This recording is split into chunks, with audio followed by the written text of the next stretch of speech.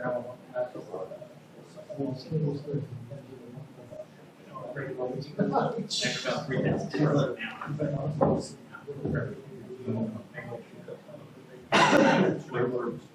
Good or bad, I even look at all of these guys, they're 15, 30, or they take care of themselves.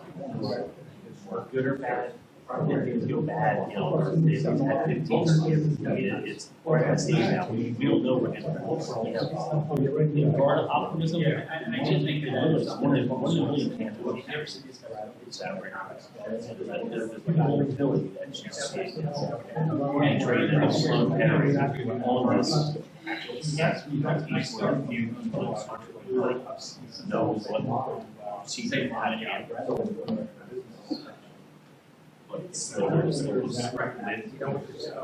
So I'll be as far as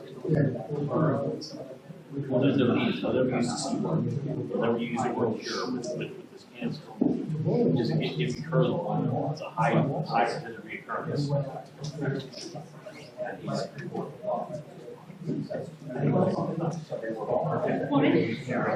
well, Steve's out of town.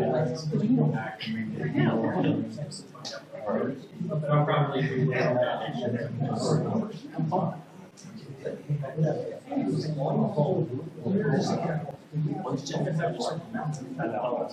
One friend in the house radiation right now. He's like this month breast cancer. Now it's like the silver club right now. It's not something being. But these women are all together, my wife, we're friends, and they're always talking stuff. She has this cancer, she has a setup that she has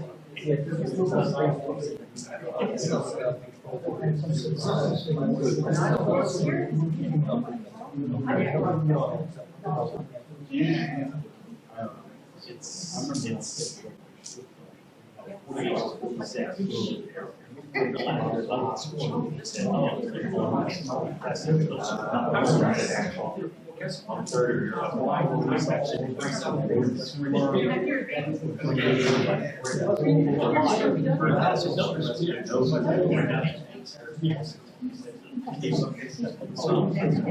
it didn't look for anything, but one thing, Central was an avenue.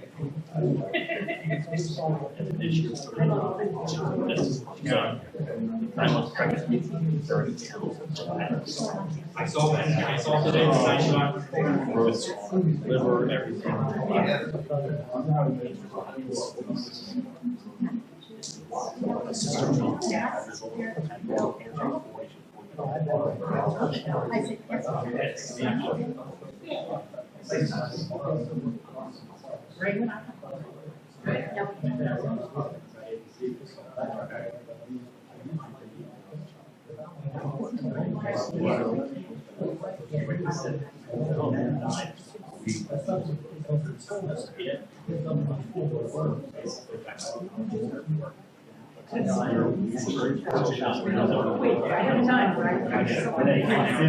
List of people. I'll take your this day. This day, I went to this and the job I want. If I need to go to work, I'm prepared to leave.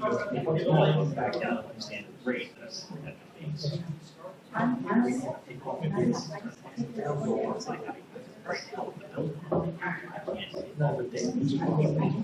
So we have a very good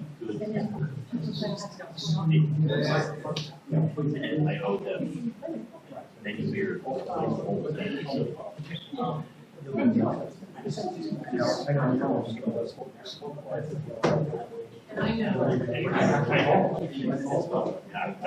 was close there.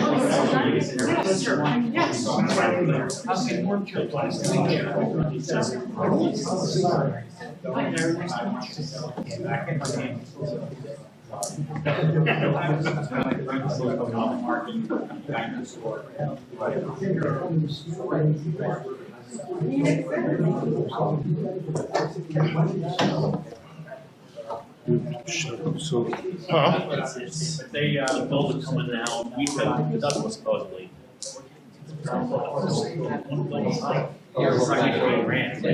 and it's next to the pasture. Oh, yeah.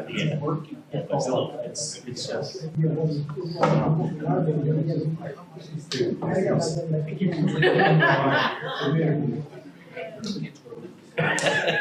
Robert. Hey. Robert. Yes. Robert. How are you? Yeah. I'm Kurt. Pleasure to meet you, man. Nice to meet you.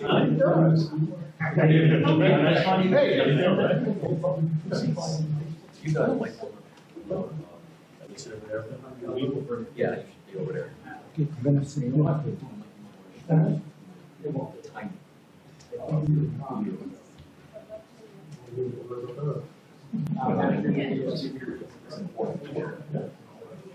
Just, hold on.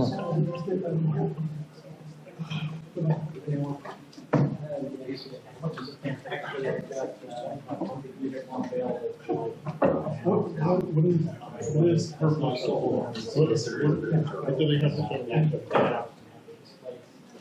It's my understanding, the building was non-conforming use when it was legal road. Now we're going to a multi-tenant non-conforming use. Distillery And other square brewery and lease. or 4 tenants. When we want release, going to 4 tenants. Exactly. So it really has nothing to do with that. You get a for multiple, or. Correct. Right. But the fact that you want. Correct. They want it.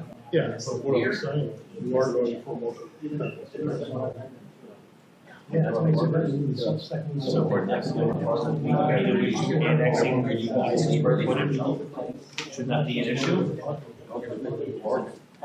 You need. So we have no issue annexing. Yeah, but I'm just saying.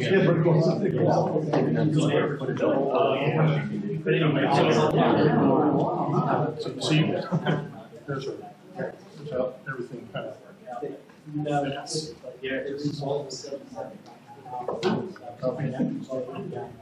So what I want to do is take that boiler, slide on the other side of the. Yeah. We're just going to the rising wall. How much of this, on the other side? We had a lot of fertilization going on there. Yeah, but we only understand how much we had in there. We got spots. I mean, we can always go second floor in that loft area and stuff. That's our everything. This is all, Yeah, the home area. So that really much maybe like our home area is the outlet. Right back. There's the elevator, right? Here, our main room here is all home over here. So if we take out, say, like, here, and it's slide this way, that shouldn't be much of an issue next to that door. It's that fan, there's a door there. Fan comes out, so we one exit door. We have to stay there. we have to arm it out based on thermos. Yeah, but like 120 square feet or something like that, I don't see it being major. I think we're, have like over the next day, or something. Yeah, it actually needs to be 12 by 20. Yeah, well, these ornaments say like, I'm so sorry. I'm trying to, because my footprint in my boiler is small. I'm working with my boiler.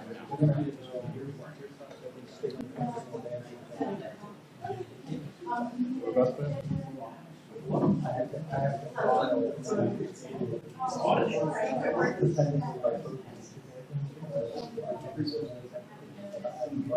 In this square footage.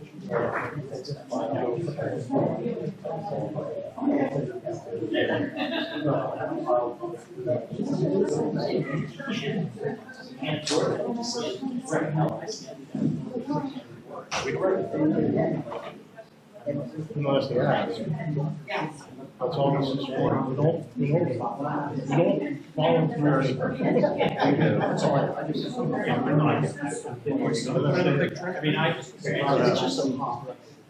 Well, all I need is to work it out is if the light comes to here, we just spin the floor, get a ton of salt up that and just frame it out. If we ever move, we'll back to the house. And it's gonna be green, so wow. It's just, there's no solid waste on it. It's just water. The only thing I can come with is I mean, if we might have it come this way, further, come right out here, where the building sets back, but it come right to this first apartment block. And it's sanitary, at lower elevation.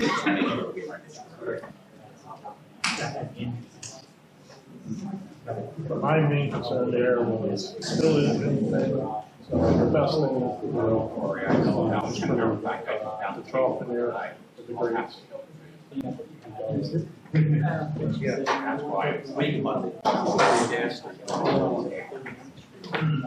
PVC ones, but you don't have all this. Right. That's not like part of that. They're expensive, though. Yeah, well, so we can frame it out. Or it's great.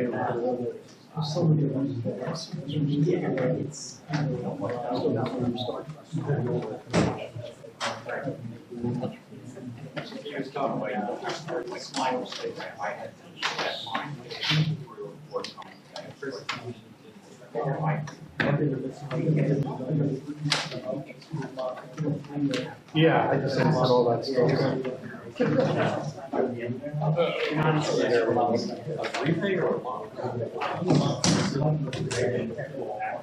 Three pennies. Yeah, I got three. I got in there for three six. Yeah, the last sink and everything like that. And I just.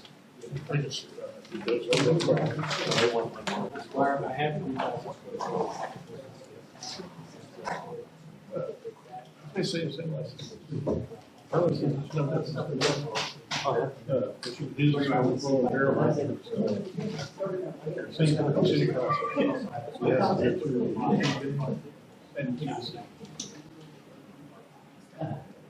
And did you guys?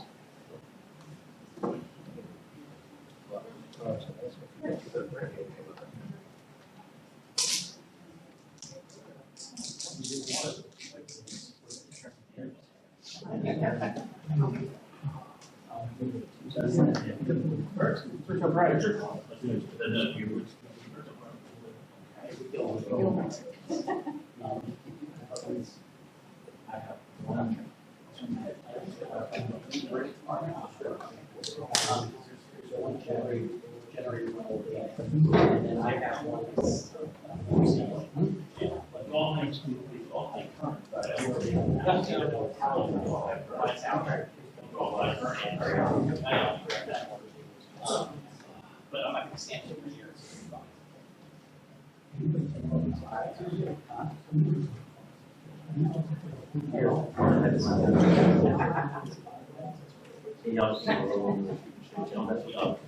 But she's talking.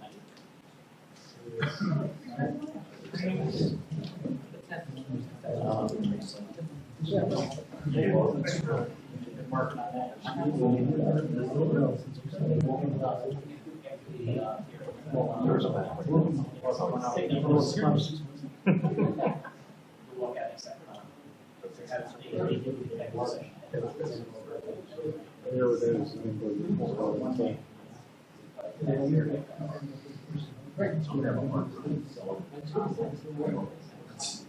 You have to send out letters. Yeah. The first vision is like,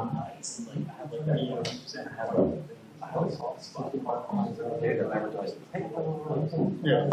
That's why it's a conversation. That's why I said.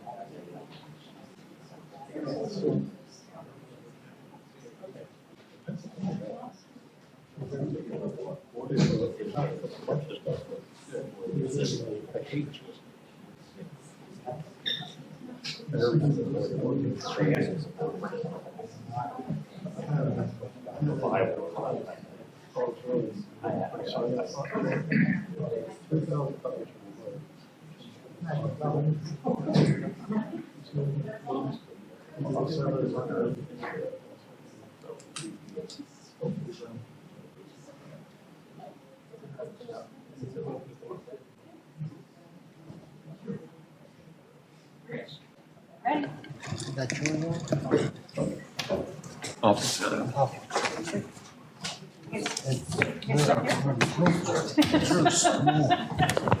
okay.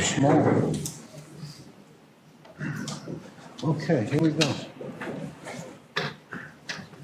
Just bumping this mic to speak. Good evening, everyone. I'd like to bring this session of the Morrisville Zoning Hearing Board to order Monday, August 6th, 2018. Mr. Secretary, may I have a roll call vote, please? Okay, Steve Roll Schmelzer. call, please. Here.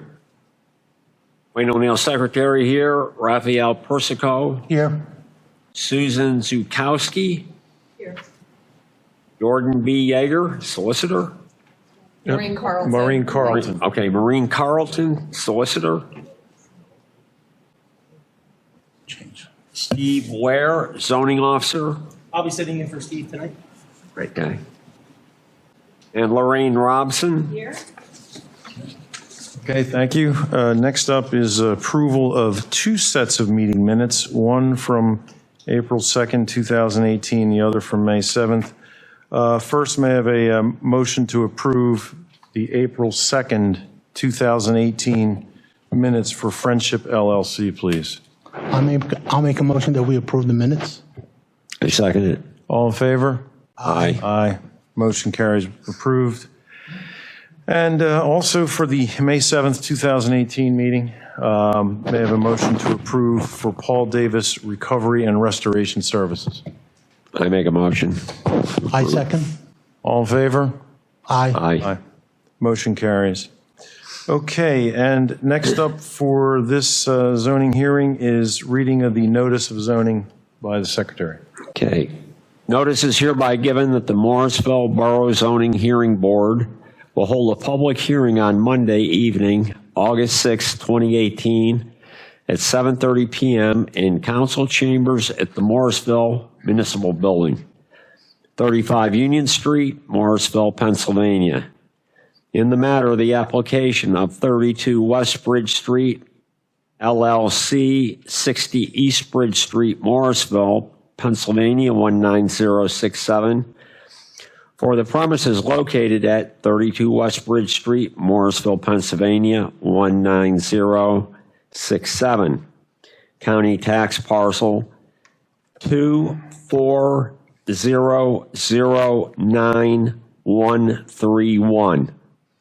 Applicant is requesting an use variance from Article 465, Section 61 of the Morrisville zoning ordinance to allow a non-conforming use, distillery use G3 general manufacturing in a C1 central commercial zoning district. Applicant also seeks any other variances which may be deemed necessary for approval of the project. Documents relating to this matter will be available for inspection during normal business hours at the office of the zoning department at Morrisville Borough Hall, 35 Union Street, Morrisville, Pennsylvania, 19067. All persons to be heard in favor of or in opposition to the granting of this application may be heard at the above time and place. Okay, thank you, Mr. Secretary. Next, may I have a verification that the notice was properly posted and advertised? Okay, thank you. And next up is party status. So at this time, we'll ask anybody in the audience if they would like to become a party to this, this hearing. And that doesn't mean anybody who just has comments either for or against the applicant, but who truly wants to become a party and wants to receive notices of the decision and wants to participate as a interested party. Everybody will have the right to the pros and cons. Yes, sir, if you'd step up, give your name and address. Yeah, hi, I'm Chris Urban from Grandview Avenue, 121 Grandview. Yeah, I'd like to know everything that's going on, please. Okay, thank you. I'm sure you get all information that we have.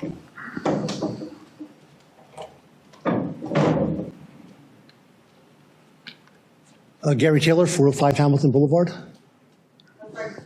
Gary Taylor, 405 Hamilton Boulevard. Thank you. Anyone else?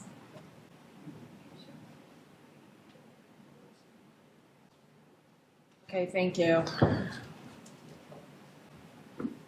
you handle this? Yeah, go ahead, sure. At this point, we will begin the hearing, and we'd like to enter the board exhibits onto the record. We will note our application as the application of the applicant as Exhibit B1. The notice that was just read will be Exhibit B2. The applicable provisions of the borough zoning ordinance will be Exhibit B3. Any objections to the board's exhibits? Hearing none, we can move on and the applicant can approach the podium and begin.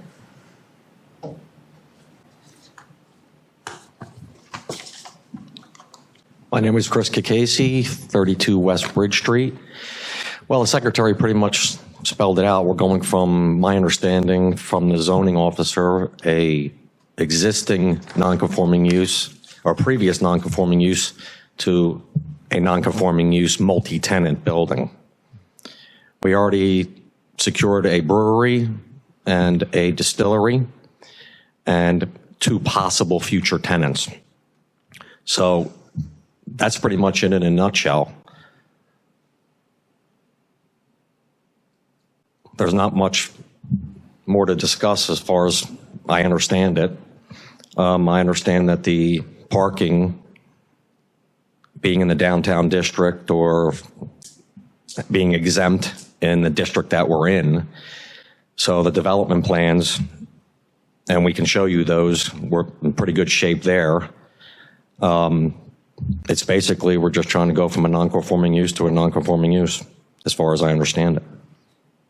There was some confusion as far as, so there's a brewery and a distillery? Yes, they're 2 separate businesses, 2 separate tenants. Okay. And there's 2 additional spaces that are not rented at this time. And your proposed use is to use those as office space? Or It's, whoever the tenant is? yeah, I mean, can't say at this point. Okay. And the tasting room will be affiliated with the distillery or with the brewery or with both? Or did I misread? Well, I can have the future tenant speak to that. He can clarify his license. Speaking earlier, I believe that the licenses are both pretty much exactly the same for the brewery and for the distillery, but he can elaborate on that. Do you hear that? Yes, please. Why don't you do that, and why don't you, if you have your plans with you, that's always helpful for the board. You want to run through those and.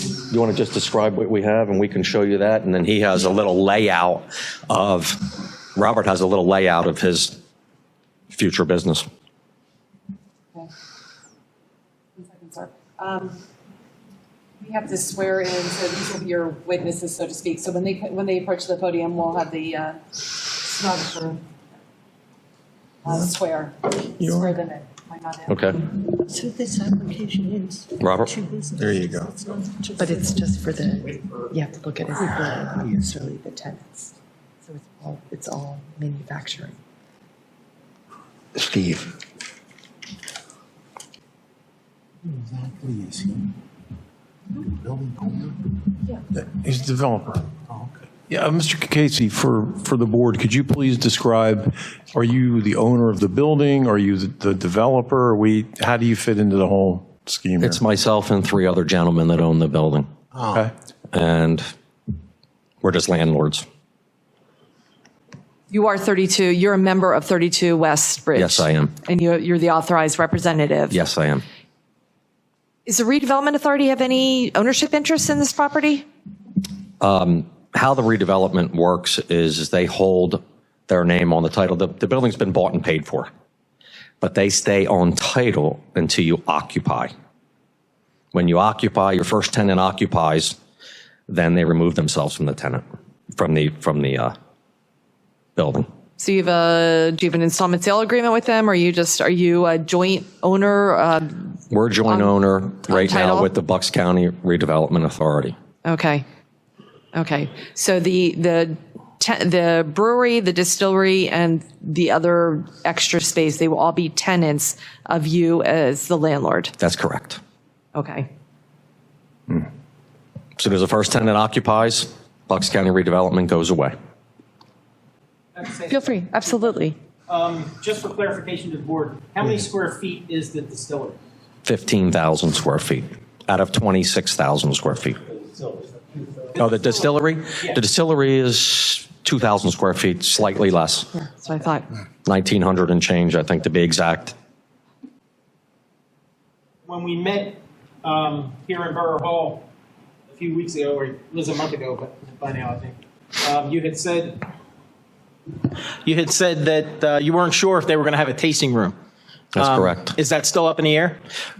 Robert can explain to you the licensing side of it, that what it does and what it doesn't do. Okay, well, having a license and being available to have one and actually having one are two different things. Okay, is it still up in the air whether they're going to have one or not? A tasting room? Yes. They're going to have a tasting room. And that's fine. I'm just trying to clarify for the board what the actual I believe that's what space is I for. think the license allows them to do that. Okay. And again, they can elaborate on the licensing side of it. I'm not really up to speed on it. Okay, and you had said that the brewery is 26,000 and change, I think, square feet? The building is 26,000 Oh, okay. square feet. The brewery is approximately 15,000 square feet of the 26.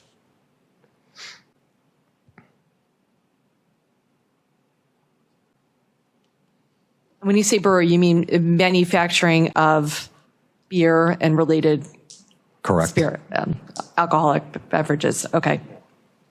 And Chris, ultimately, there's going to be a restaurant associated with the brewery also, correct? Correct. Okay. Again, just trying to clarify things for the board of what the actual application is for. Tonight, Thank you. I think we're here just for establishing the nonconforming use for the distillery at this location. That's correct. Right. So the rest is just information, but That is correct. not for the board to decide this evening. That is correct. Thank you for the clarification. Good, very good. Okay. So Okay, it's so given that general manufacturing is not allowed in C1, at this juncture, you're requesting we approve or give special exception for the distillery only, the brewery as something separate? They're going to be two independent entities manufacturing product. Correct. So you're asking for the special exception for both of them for this evening? Or I would imagine so. I mean, the brewery, I mean, as a single tenant in that zoning, in the C1 zoning, we were under the impression that it was obviously okay. I mean, we have permits and we're already building and under construction and everything else. So we were told by the zoning officer that it's a non-conforming use when we went to a multi-tenant. And that's why we're here. Even though it's going from a non-conforming use when it was Lehigh Rubber to a non-conforming use multi-tenant. I would ask that maybe you orally amend your application to include the brewery and the distillery as the request for this evening. Both are manufacturing. Both are not permitted in the C1 district. I don't know, the zoning officer, were you speaking with Mr. Ware Yes. previously? He's not here to confirm or deny, so why don't you, for sake of argument, just orally amend your application for this evening to include both the distillery and the brewery, because both are going to be manufacturing anything, alcoholic beverages, whatever they're going to be manufacturing. But manufacturing is not permitted in a C1 district. So you're asking for a variance to permit manufacturing as a use in the C1 district. Correct. Does that make sense? And they would both be straight use variances. Straight use Not variances. special exceptions, but straight use variance. Correct. Right. Under section 465, 61, I believe. Yes. So straight use variances. Correct. Which means that that's the use of the property. Okay. It does not revert back. It's not a special exception. It's Specifically for these two tenants. for these two tenants of 15,000 square feet for the brewery, 2,000 square feet for the distillery. Okay, so just for information, what happens with the other two tenants? If it's office space, that's permitted. Retail space is permitted. I mean, you just have to look at what is permitted as uses in the C1 district. Those two things that I just mentioned are permitted by right. If they wish to establish a use that's not permitted, you're back. We'd be at the back zoning here hearing this board again. evening. You'd be back again another evening for the tenants that have different uses that may not be permitted. Okay. Does that make sense? Yes. Okay.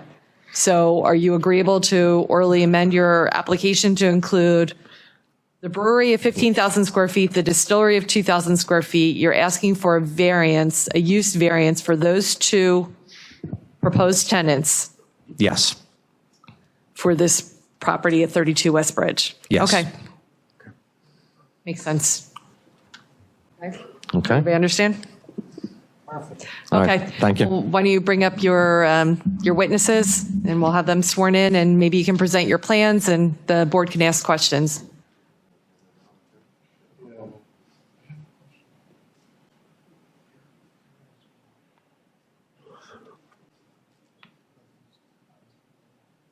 I was trying to find, but they may have accepted. Here it is right here. Restaurant is permitted, yes. Yep.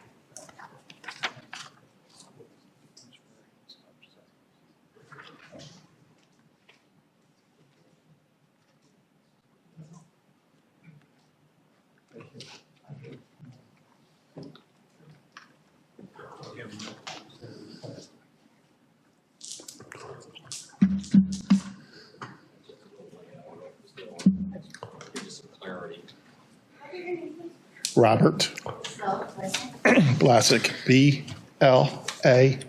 Thank you. BLASSCYK.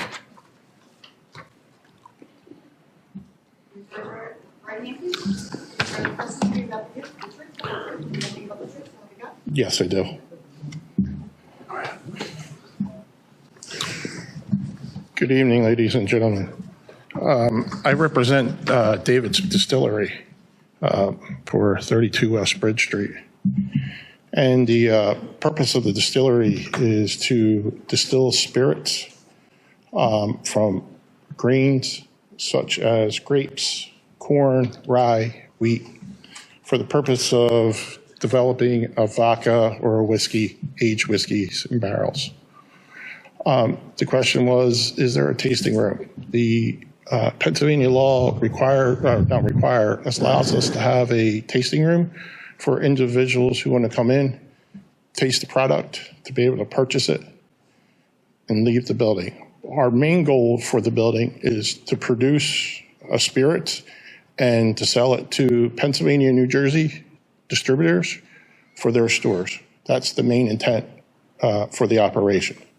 But if you were to come in, there is a little write-up. We'll have open hours for people to come in, take tours, learn about the process, take a taste, buy a bottle, and leave.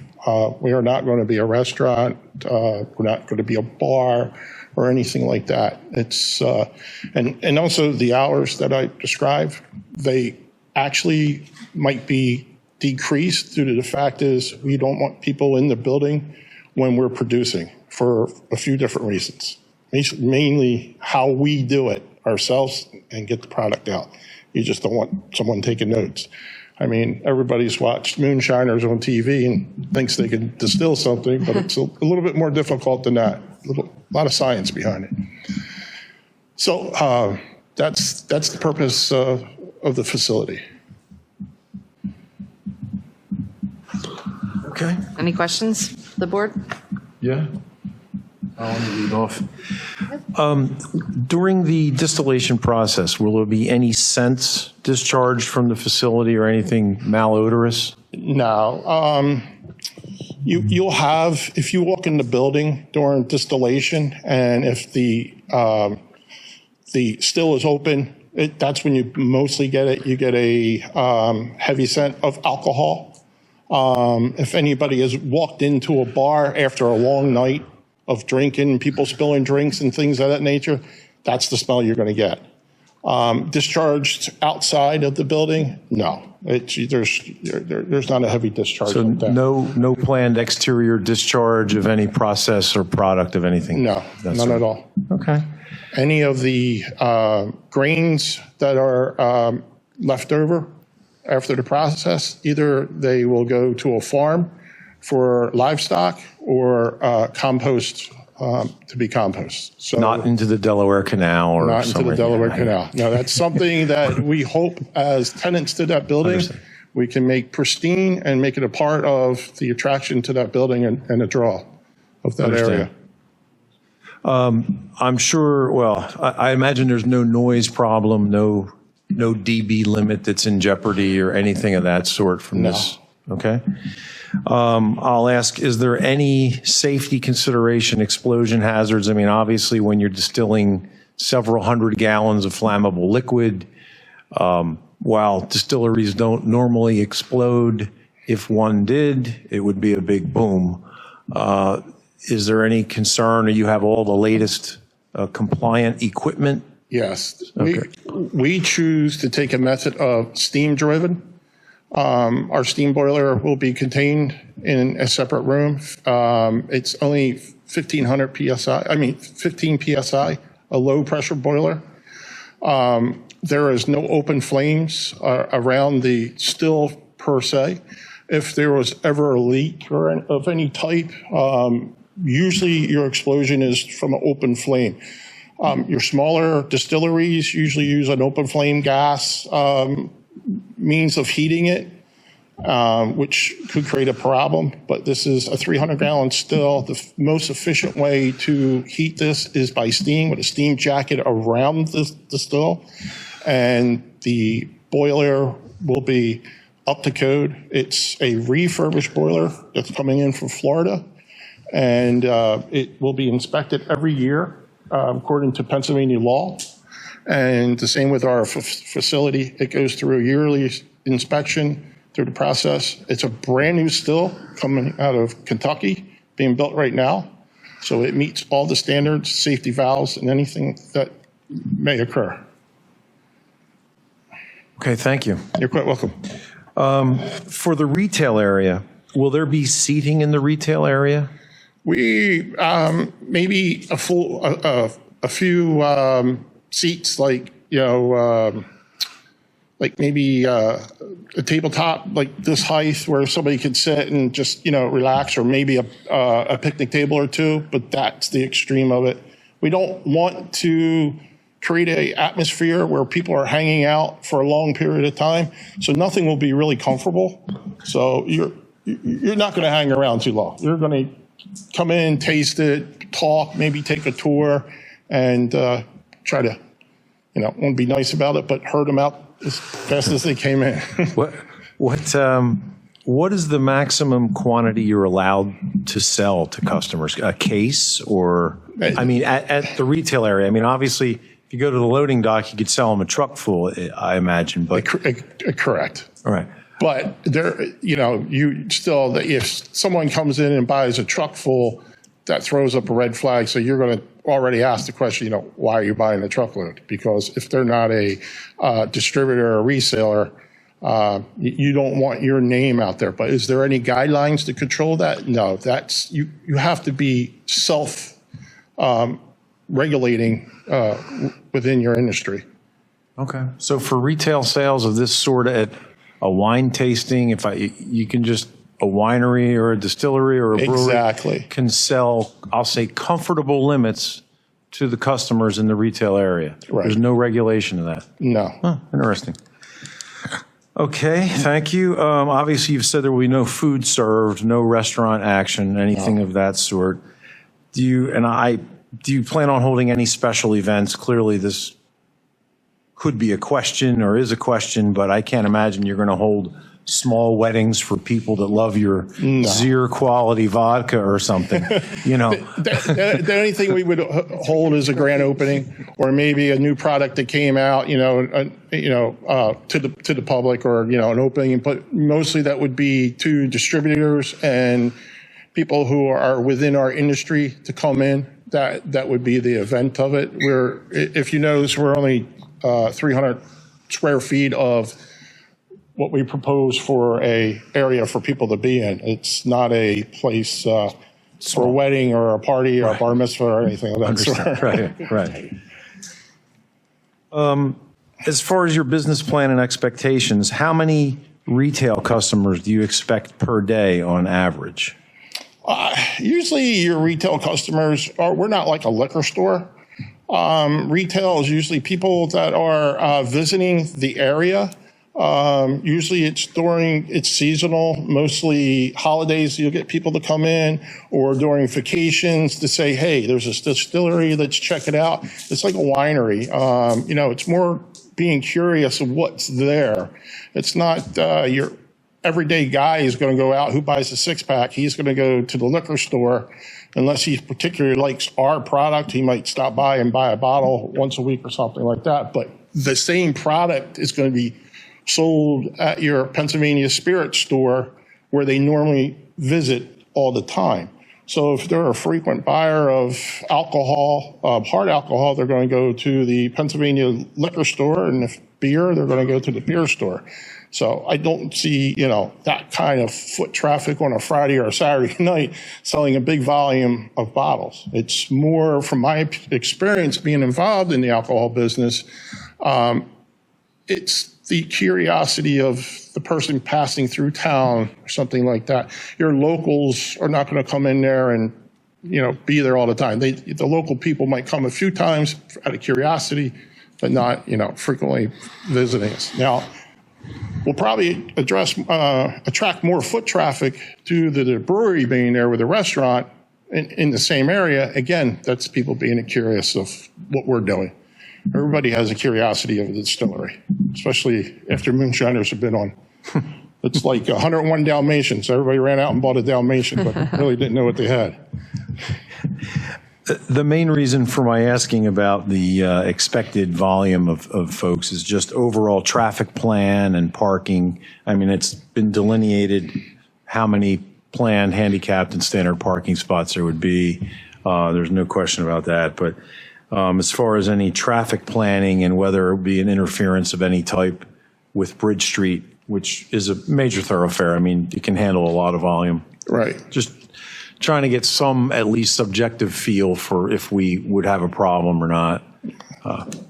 Yeah, our products are very limited. It's not like a winery where you're having yearly different wines that come out. You can have a wide variety, and people are, if they want to bring people into the winery to buy their product, most wineries do that. Our goal is to get it out onto the state store shelves and the distributors into New Jersey, the liquor stores and your local taverns.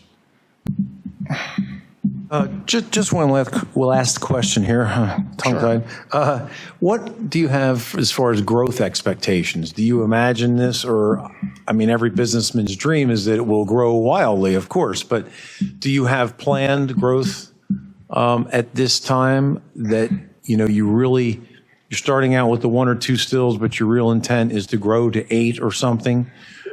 Well, the square footage there would not allow us to grow much bigger than we already anticipated. When we put our plan together, it was 150 gallons still. And we said, well, let's maximize the space that we have now, so we don't have to worry about ordering another still or having 2 stills there. And we felt that a 300-gallon still maximized the space with bringing in raw materials, bottling, getting the product out the door, and whatnot. We anticipate within 3 to 4 year growth. If we're at the point where we need to produce more products, we'll be moving out of that building or staying there with the small still and moving to a larger facility. Our license allows us from 10,000 to 100,000 gallons a year. Our goal right now, and at that still size, if we ran it 4 days a week, you got to remember, one run produces only 80 gallons of product. And that 80 gallons of product still has to be finished. So sometimes 80 will turn into 60. So you're talking only about, if we were to run that still very hard for a year straight, we're talking about 22,000 to maybe close to 30,000 a year tops, and that's running it very hard. And we're a little bit older, so we don't want to do that much work, but that's what it could produce if we pushed it every day of the week.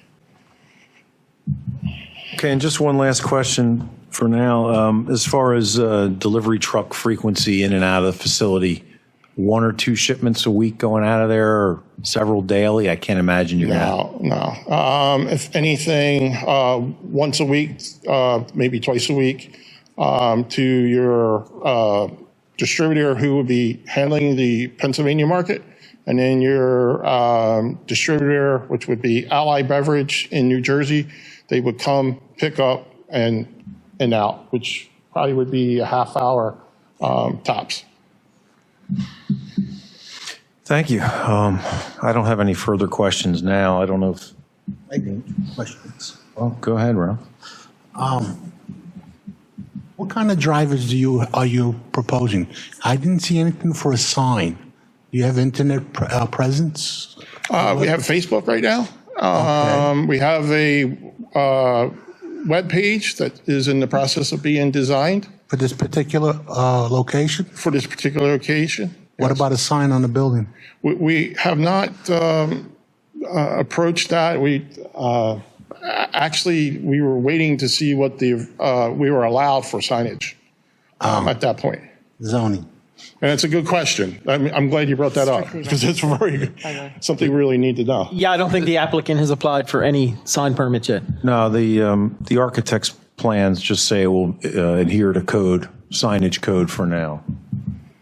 So that's been spelled out in the. Right, so their sign will be under whatever the requirement is. They won't ask for anything more, so they won't have to come back. That's their application right now, that they're Right. not asking for a sign variance. Oh, yeah. So they're going to comply with whatever the ordinance states. Okay. And if they decide to go bigger Then they'll or have to different, come, then they yes. will come back Get to before see us. them again. Yes. Yes. And the other question is, you spoke of a license that allows you so many gallons and this and that. We have 2 licenses that have to be applied for. One's for Is the this license transferable, transportable? Can you move it like 3 miles? No. Does it have anything like that, or is it site specific? It's site specific. You have to, before we even apply for a license, have to have a signed lease, have to have your still in manufacture with a license to add to the application. They want to make sure that that's the space that you're going to be in. Oh, very good. They frequently visit you to make sure your tax records are right, that your raw materials match your output of retail materials going out. It's very regulated, probably more than any other spirits, or I should say beer and wine. The hard spirits is regulated much more, really looked at it under a microscope. So that other facility you were talking about, if you really, really grow, you would need a license for that facility as well? That would have to that'd start the whole process all over. It's not transferable. You can't move it. You have to start from the beginning. Oh. Everything, all the equipment that is within this distillery has to have a serial number on it. From the still itself, from the fermenters, to the columns, anything that produces that alcohol has to be registered within that license. There are 2 licenses that are required. One's through the government. They review you. They check criminal background. You have to show them all your financials. They want to know where every dime's coming from, if it's a loan, if it's you're self-funded, if a family member's loaning it to you. Just basically like opening a casino. That's how strict they are. And after it goes through that process and you're approved, then it goes to Harrisburg through a similar process, a criminal background check and everything. They come out before you can start. Everything has to be in place and it cannot be used at all. They come in, they check the facility, and then say you can start producing your product. That sounds good. Thank you. You have the little button. Slide that little slide switch down there. So right now you have a lease and you're applying for the license. Correct. Right. There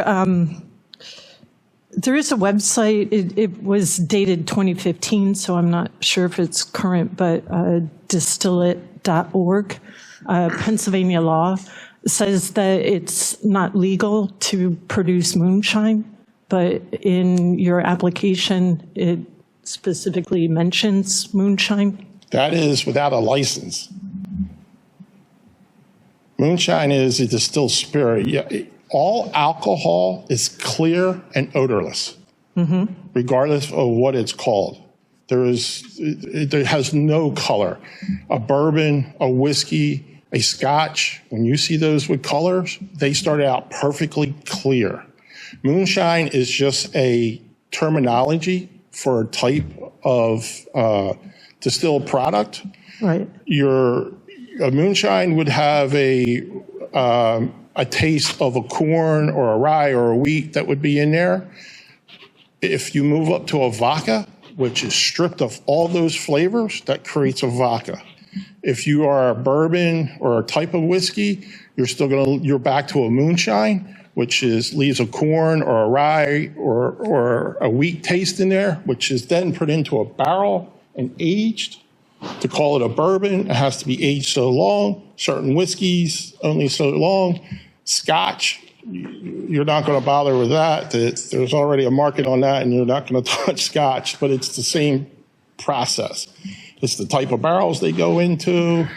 That's the only difference between the alcohol. But when it first starts out, it's clear alcohol, regardless of what it's made from. So with the license, then you can do moonshine. Moonshine is a distilled spirit, yes. Right. Any distilled spirit. You can call it anything you may, but it's still, at the end of the day, the same product. How long is your lease for? I think we signed, 2-year lease? 3? Are we really with you for 3? Oh, God. Landlord always says longer. Landlords. So with this application, if 2 years, 3 years from now, you decide to leave, the space remains a distillery? That's the way it's being presented, isn't it? It is. The variance that's requested is, yes, it's the request is for the use of this space as a distillery, and yes, if it is going to change uses, if you leave or if you're unsuccessful, yes, you'd have to come back before us for a different use if it's not otherwise permitted. Right. Okay. Are you going to use your own delivery trucks or a delivery courier? No. What we're going to rely on is contracts with, let's say, there's Ally Beverage, New Jersey, one of the largest alcohol distributors in New Jersey.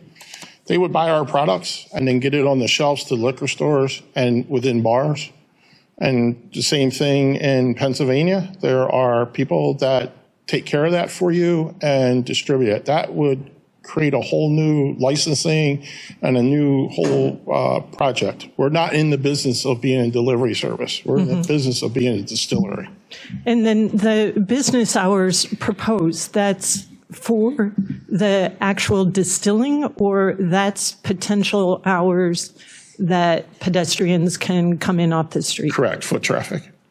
Right. And then distilling hours are 24/7, or how does that work? It could be, but we won't run 24/7. We don't need to. Our distilling hours are off hours from our public traffic coming through there. So our distilling will start probably 6 in the morning. It's a 4-hour run cycle. If we do 2 runs 3 times a week, so that's 2 times 3 is 6. We're looking at 6 runs in the course of a week. What's the noise level associated with that? A loud air conditioner outside, walking past somebody's house, Right. with the doors open. If we have the doors open, we have no outside equipment. Are you under construction already? We're not. The building. Yeah, I know the. Yeah, building is- we have not done anything in our space. The only thing we have done is order our still, which we had to submit our license, and any other equipment that needed to be on the applications to submit to the TTP. Right. Do you anticipate that there's clear separation between the tasting room and the manufacturing area?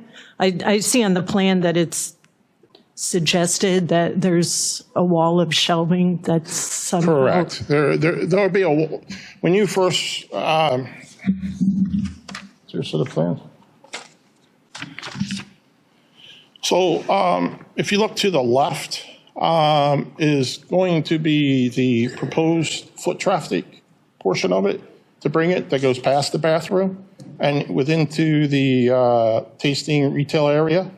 The door to the right will be an access door, but we will not direct our foot traffic through there, only due to the fact that it's close to our facility there, and I prefer to keep the people over to the left. But there will be a separation there. There will be shelves there with a backing on it. The only way to enter the still, which is actually not depicted there, would be a break between the service area and here for a tour to go through here and then come back out.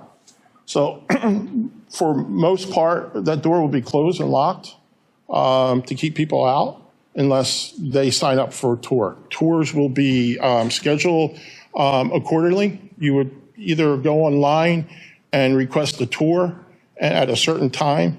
If you notice, if you go to any distillery that's in Pennsylvania now in Philadelphia, that's how it's set up.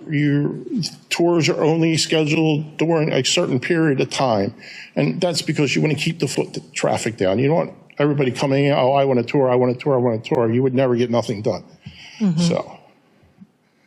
And then is the tasting room staffed then? Like somebody handling sales?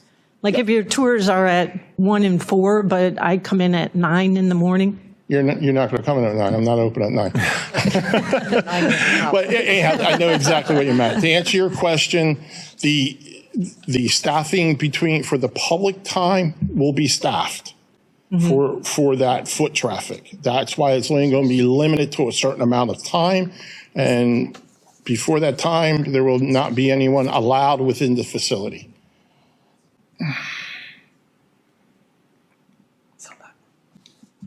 But then, I mean, like Saturday hours, 9 in the morning till 10 at night. Is that what I have, 9 in the morning? So you said within any of those hours, anybody can just walk in? Actually, that 9 in the morning, I would say probably will get changed to 11 or 12. And at 10 o'clock, will get moved back to a 9 o'clock. On Saturdays, I don't want to be there until 10 o'clock. I don't think any of my employees want to be there either, or my partner. So hours really are still to be determined. Yes, and like in my opening statement, these were just general hours. As we getting to the production end of it, that's our business. My business is not to have people come in and worry about selling 1 or 2 bottles of vodka, whiskey, or whatever we're producing at the time to the general public. I mean, granted, I like to have people come in, ask questions, educate people and everything, but our main business is to produce a spirit product to get it out to the general public into a marketable area. Have you been distilling? Yes. I was raised on a farm with wines, beers. My kids own 2 large liquor stores. You ever hear of Canals? Okay, well, we've bought 2 Canals, which are now By Right Liquor. So my family's been in the bar business, so Bring a lot of experience. I have experience in the alcohol business. Right. In terms of the mash, you said possibly donating to a farm. I mean, Snipes is right here in town.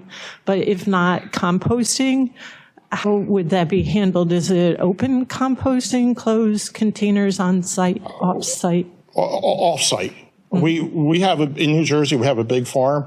We used to grow cabbage. We still have 40 acres there. So anything that will not go local, we'll truck out of here and it'll go to Jersey for composting or to animals there. Farmers love the corn for their chickens and their pigs, and they love it. Okay. I think we have a question. Thank you. Any further questioning? Anyone? Just to clarify one question. Sure. The applicant has not filed a full building permit for his fit out yet, so he doesn't have a permit for his fit out yet.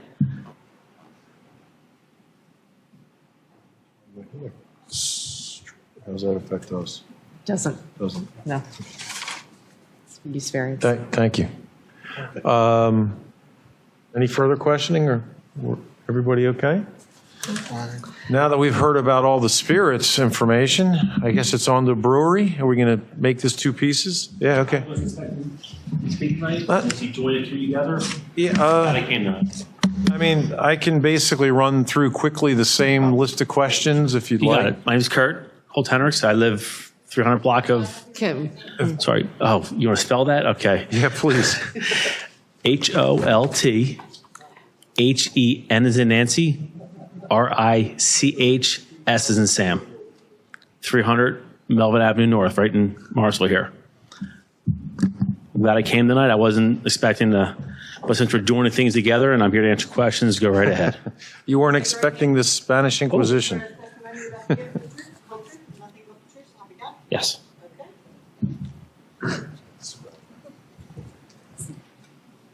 We still didn't get your spelling of your last name. Can you hit us with that one more time, please?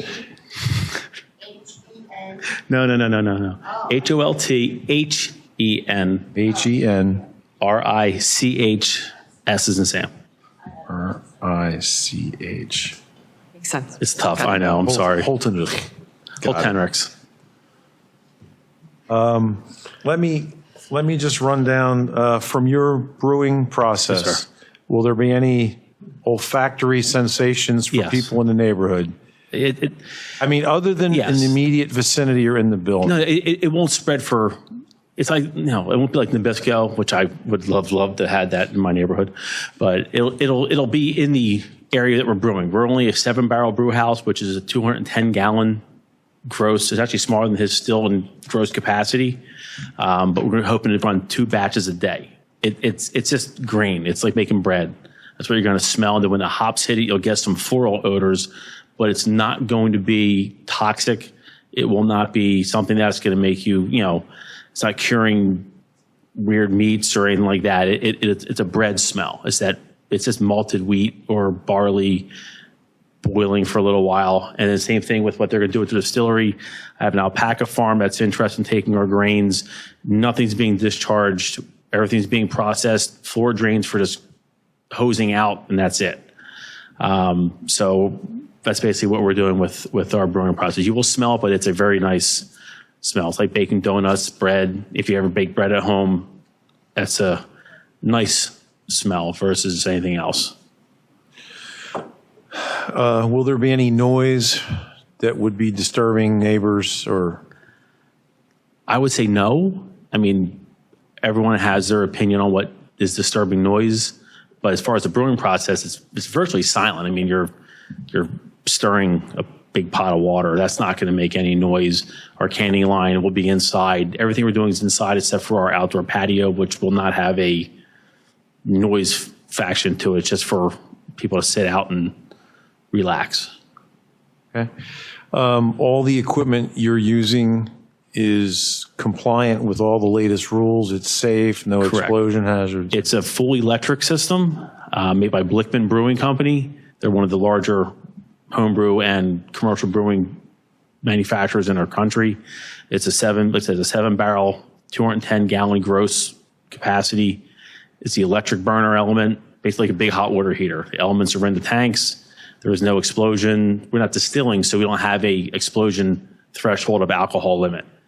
Our fermentation happens in our fermenters, and they have sight gauges, so they know how much is going in, so the tax knows how much we're selling. Everything is regulated as far as how much we're producing. Basically the same thing with the grains we buy.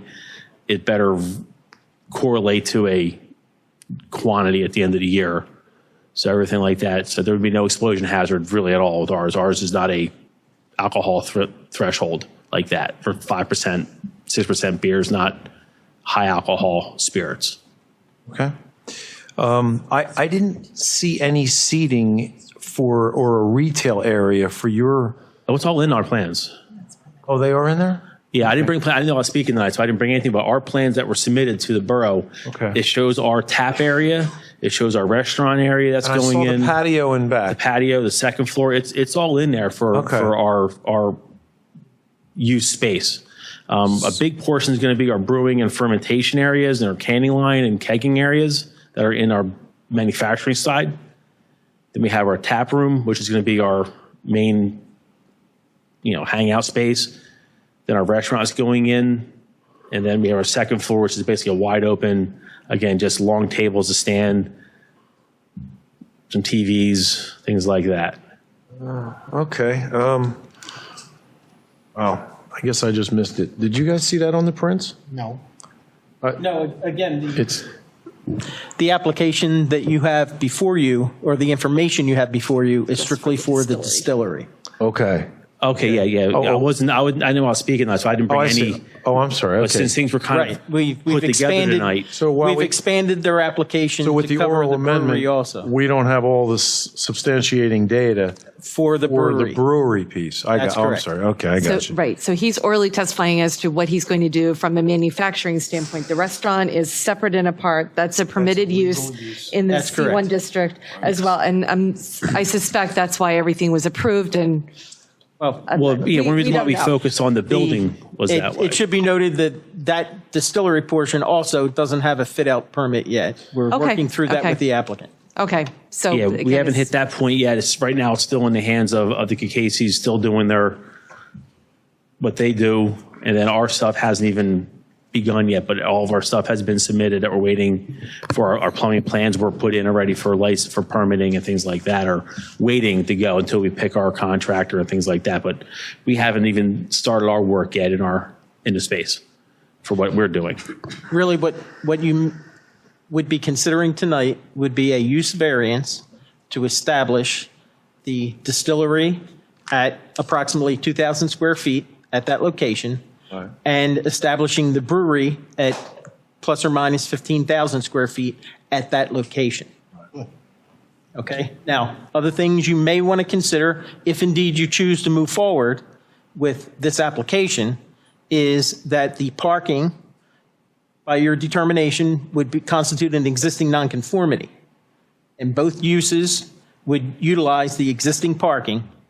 However, the applicant will provide accessible parking pursuant to Uniform Construction Code for the Commonwealth of Pennsylvania. In addition, all fit-outs for all tenant spaces will require building permits and full compliance with all applicable requirements of the PA Uniform Construction Code.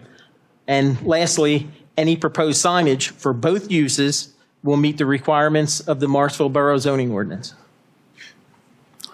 Yeah, so my concern here would be that for the conforming uses, the restaurant part of it, and the volume you may draw in time, that we may struggle with having a conforming amount of parking.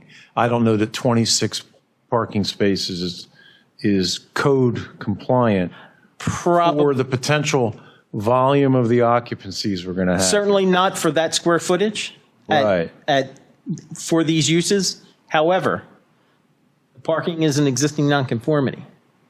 Again, if you choose to move forward with the application, that would be a determination that you would be making. Yeah. So my concern would be that we have a lot of spillover of happy customers into the neighborhood and either being a traffic issue or concerning neighbors who don't have that issue now. Obviously, we like to have business come into town, so from a commercial perspective, it's good. You know, we're looking at all angles of Correct. it. We're not anti. That's No, for sure. I'm glad I'm here tonight. There's going to be a traffic uptick in that area, but we figure just from what I've gained from the 3 bridges, we get 80,000 cars a day going over 3 bridges. 2 of them come right through the middle of town. So I don't expect it to be an additional tens of thousands. I think those people are going to be stopping at our place anyways that are already coming through town is what we're looking for. Right. And with the restaurant, we look at a lot of people in town utilizing our space for another place to go in town to eat, walking, biking down a tow path. So we're not looking at blowing up the town and bringing in 20,000. I mean, it'd be amazing, but I don't see us bringing in a waiting line of cars turning into our establishment. It's going to be a steady flow, but it will not be it's not a nightclub. It's if you look at like, you know, in the Vault in Yardley, what's happening in Bristol with the brew pub going in there, it's a point of I guess interest in the town. It will raise awareness, bring people in, and hopefully it'll raise up businesses around it for one, investments in other properties. But our goal is to have a place for people in town to come to mainly, and then bring in the traffic, you know, during the day, pop in after work. They're already coming through town anyways. We have a lot of traffic coming through anyways. Okay, thank you. And because I caught everybody by surprise by orally amending the application, can you just inform the board of the 15,000 square feet that you are under lease or will be under lease to 32 West Bridge Street LLC?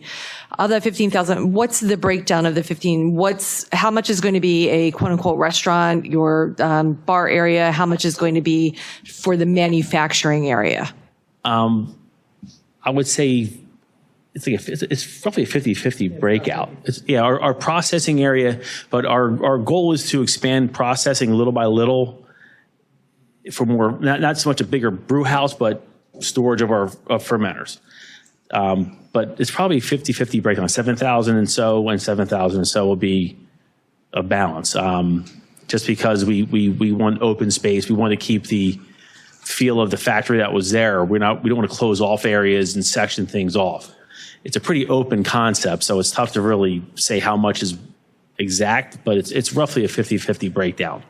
Our second floor is going to have it's an open space with, like, they're going to have taller tables, not really a sit-down restaurant, so to speak. They're not going to be serving steaks and big dinners. It's more of a, fresh food, sandwiches, wraps, finger foods kind of thing. It's not a meal type place. It's a snack food, hang out, and then that's about it for the night. It's not our goal also is distribution in the future, to where we are also distributing out, but we will have by our license, we are able to sell 6-packs, or we have a canning machine that we can actually can single-use cans to sell out. They're called crowlers, but that's a small part. Our main goal is a future just package and go. Couple, delivery a day or something like that to Beer Mart, Trent Road Takeout, someplace local is kind of where we're looking at.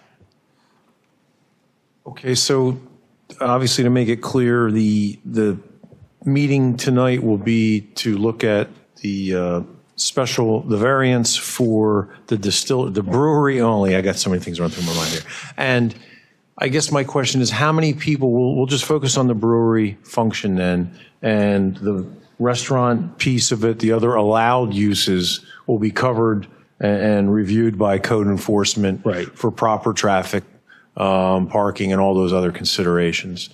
Parking is already non-conforming, so that's part of Well, okay. So we'll just stick with the brewery piece of it. And how many people will be staffing the brewery to actually manufacture, since that's what we're addressing here? Honestly, there's only needs about 4 of us. We have our head brewer, myself, and a friend of mine are our assistant brewers. That's all we really need. Okay. It's not we're not Budweiser. We don't have hundreds of people on the line. And then we run our candy line. It'll be the same guys running our candy line. And then as we grow and we get stabilized, we hope to add some local people for employment also. We have the RDA helping out. They do offer loans. We have a loan in process for that ties to positions being created. So we want to build up employment base also in town. So we're looking future for that. But right now, we only need a few people. That's all we got to do. It's not a lot of people running the brew house. Okay. And then for, are you allowed to sell the beer retail? Yes, we are. Also? We have, our license allows, we're a brewery license. A lot of it's been streamlined over the last 5 or 6 years to where there's a lot of overlap starting to happen now. We're going to go with a brewery license, which allows us to do on-site sales of cans. We're not going to do any bottling. Basically, we're only looking for canning line. Bottles, there's issues with that as far as the weight. When they break, and so we want to stick with a strictly canning line. It saves us money in shipping when we bring in the pallets of cans. And if you dump them over, we're not cleaning up millions of pieces of glass and cans of Advance. So we're looking at canning line only. And then we'll sell packaged goods that we're allowed to under our license. But mainly we wanted to have distribution of cases to, like I said, Beer Mart, things like that as well, all part of our plan to put that out there. So for your brewery production, you estimate 1 20-foot box truck a day leaving with beer, or every other day, or? That would make me happy. I'm looking at to start the first 6 months to a year, our distribution is going to be almost nil until we build up. It takes a while to build up your market and your base. Mainly to get going is to get people coming in and then taking a 6-pack home and coming back again in a week, having some lunch, bringing the family in, relaxing for a couple hours and bringing a 6-pack home until we establish ourselves in the region. Like in Chamonix Creek, it took them a while to get their distribution up, but it's a process. We have expectations, but there's no guarantees that it's going to get to that point. But our first year, we're looking at 2,000 barrels is our first year, which is nothing really. We look at what brewers are doing. 42-gallon barrel, standard barrel? 31 gallons is a barrel of beer. 31-gallon barrel. Okay. We're looking at 2,000 barrels. It would be a great first year. And that's not a lot when it comes down to the square footage we have, but we're only a 7-barrel brew house, 210 gallons per run. So we're not looking at being a 20-barrel brew house right off the bat. And if we ever grow to that space, and if the area is not supporting it, our license allows us to get a second off-site location for distribution. We can't brew there, but we can distribute from a second location. So that allows us some flexibility to maintain capacity and then distribute at other locations also. Free Will, they have a second location in Lahaska where they can only distribute. They can't brew there, but they can distribute. So that was an addition that Peddler's Village put in when Free Will went in there. They would have a little tasting room and then distribute out of there as well. So it kind of gives us some flexibility of growth without really impeding the area too much or overcoming the space we have. Thank you. I have a question. Yeah, anyone else on the board? Are there any brew house restaurants in the local area that you're aspiring to, replicate? Like there's a Triumph Brewery in New Hope, and it's a restaurant. They're all a little different. Everyone has their vision of how they want to run their facility. Like the Vault in Yardley, they have their market, their niche, but they blew past their space. They bought the place behind the firehouse, I think last year. They're now brewing at a bigger location, and they're distributing as well. The Chamonix Creek Brewing, they're strictly a distribution-based brew house. They don't have a restaurant on site. Broken Goblet might be the most closely resembled place we're looking for out of Andalusia. They're moving to Andalusia now. They were in Bristol Township for. What's the name of that? Broken Goblet. They were in Bristol Township. They're moving actually to Andalusia later this year. But their new location, they're not really a restaurant. We're trying to. We don't want to be a nightclubby place. We want to have more of a place where you can actually come on a Saturday, Sunday afternoon, bring the kids, and then early evening, it does get a little more adult when you don't want the kids there, so to speak, at 8, 9 o'clock at night because it's a brewery. But we're not going to be open till 2 o'clock in the morning either. We're not a bar. Our license does have set times where we have to stop. Even on weekends, it's midnight. I'm a family. I'm 48. I don't want to be out till 2, 3, 4 o'clock in the morning dealing with a bar either. So we like the idea that weekends, midnight's the latest we can stay open. Our license does allow us on Sundays, we have to be closed by a certain time on Sunday, but we can also use our license for like Super Bowl Sunday. They allow you as a brewery to be open later for a special night like Super Bowl. For the most part, Sunday nights, we're wrapped up early evening, like 6, 7 o'clock, we're done, and that's out of there. We're not actually in a neighborhood, which is nice, being that we're downtown in that kind of, the canals there, you got Bridge Street, the Napa. Our nearest actual home is pretty far away, which gives us a nice spot to hang out, a little seclusion, but we're close enough where everyone can get to us in town too and walk.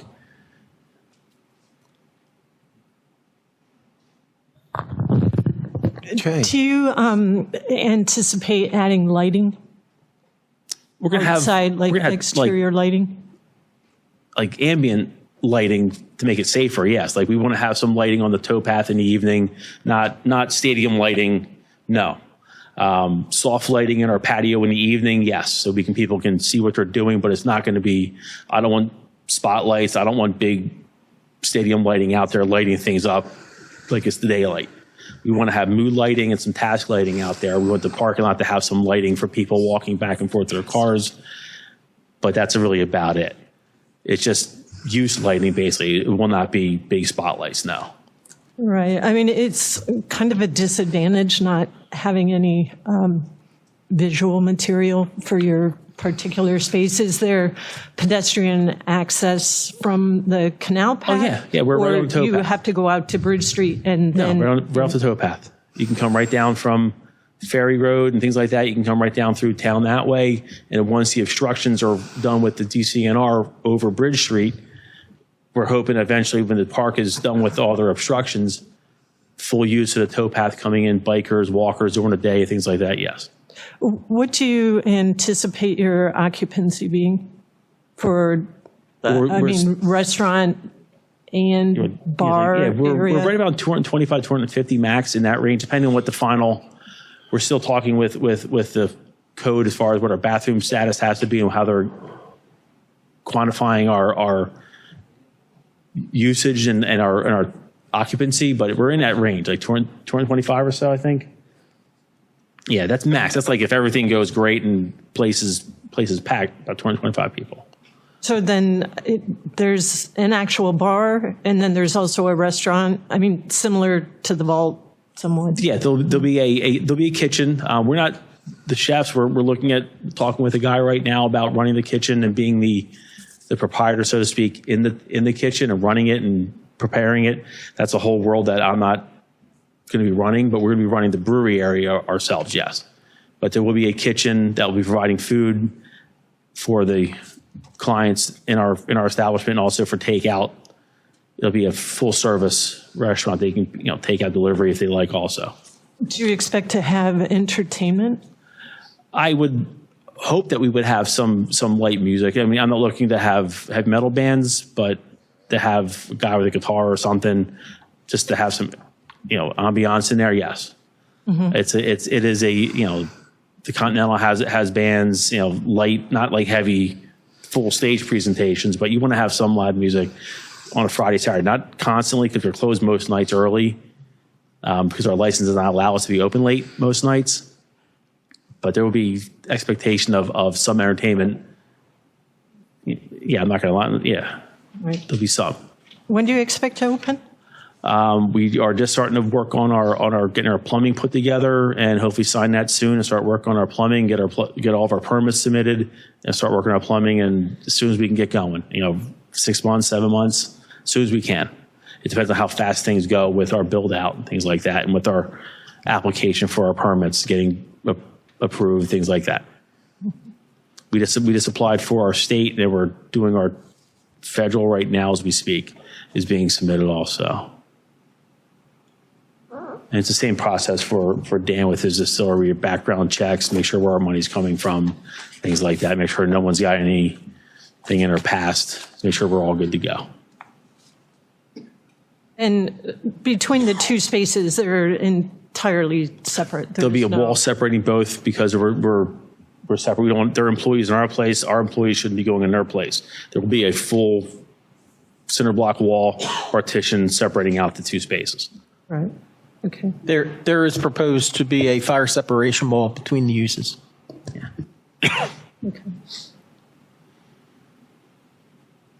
Okay, anyone else on the board have any questions? No? All right.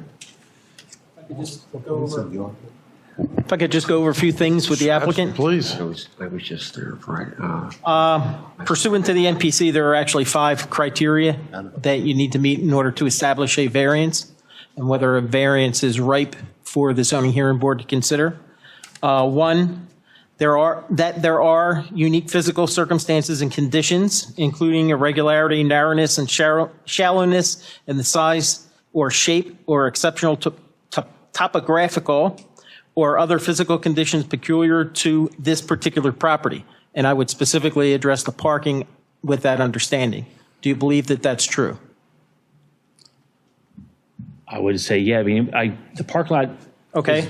Yeah. And because of that, because of such physical circumstances or conditions, there is no possibility that the property can be developed in strict conformity with the provisions of the zoning ordinance, and that the authorization of a variance is therefore necessary to enable the reasonable use of the property. Absolutely, yes.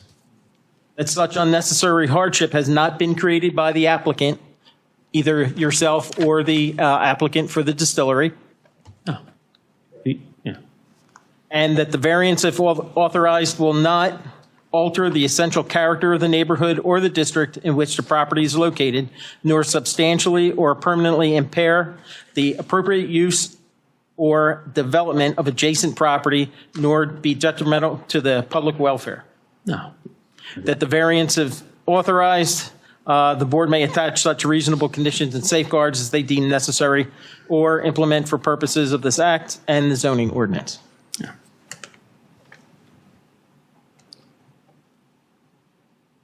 Okay, thank you. Thank you. I just wanted to back up for 1 second. Mr. Casey submitted the floor plan for the distillery. I'd like to mark that as Exhibit A1. If anyone has any objection. I think that would be the only exhibit we have from the applicant, with the exception of the plans that were already submitted. Can I ask one more question? Sure.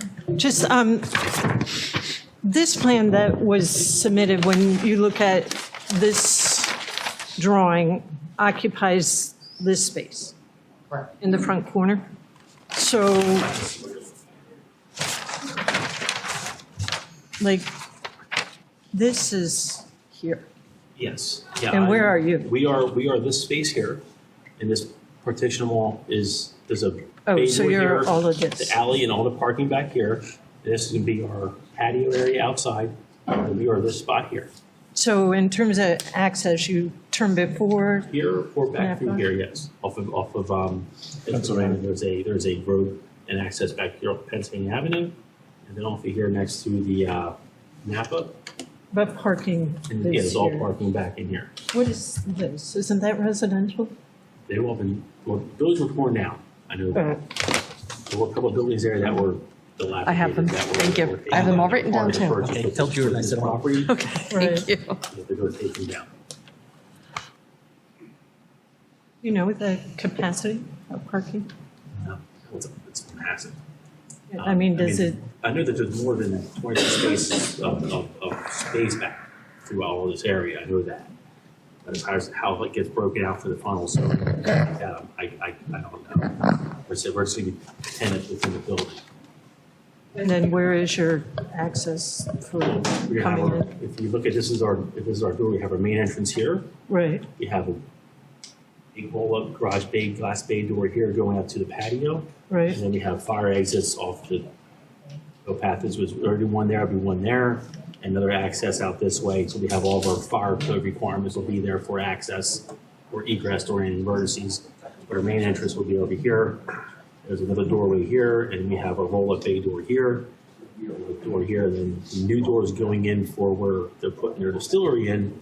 They have their own door here, and then the handicap access comes through here to the elevator that goes to the second floor for our uses up here, and to our second floor that's up there as well. So there is the ADA accessibility throughout the whole building as well. It's being Right. put in. The distillery is also 2 stories? No, the distillery is only single story. Right, okay. Yeah, we took this area out here, we were the one that had the need for all that space, and then because in Casey, they're pushing, they want to lease out the whole building. It doesn't make sense if you can't lease out the whole place. Right. So we're only taking 15,000 square foot. They can't lease the whole building, basically the deal may not, they can't make their rent payment based on the whole property, so that they need to have the ability to lease out.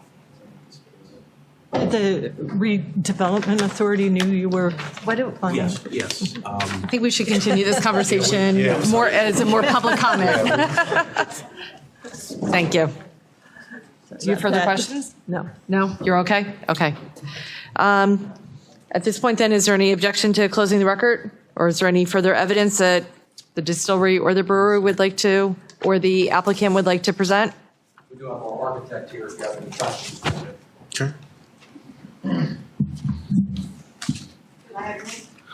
Benedetto Caternicchia. Benedetto. Last name Catarinicia.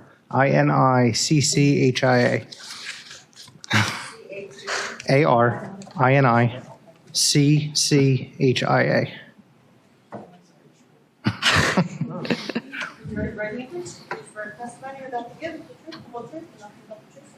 I do.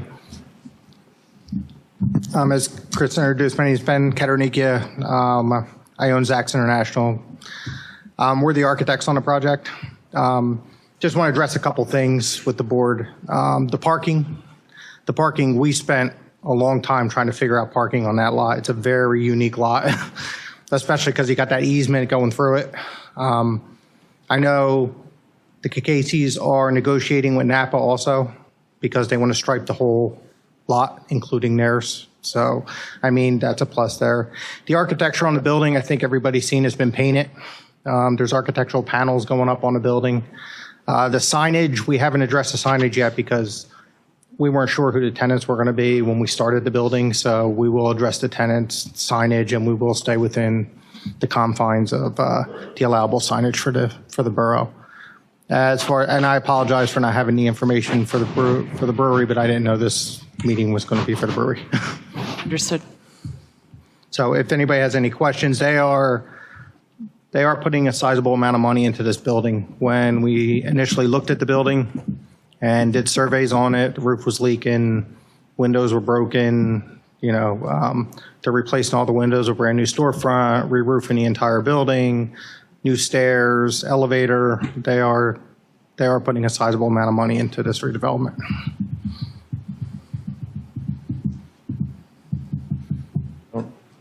Any folks have any questions? Suzanne? Sure. Thank you. Thank you.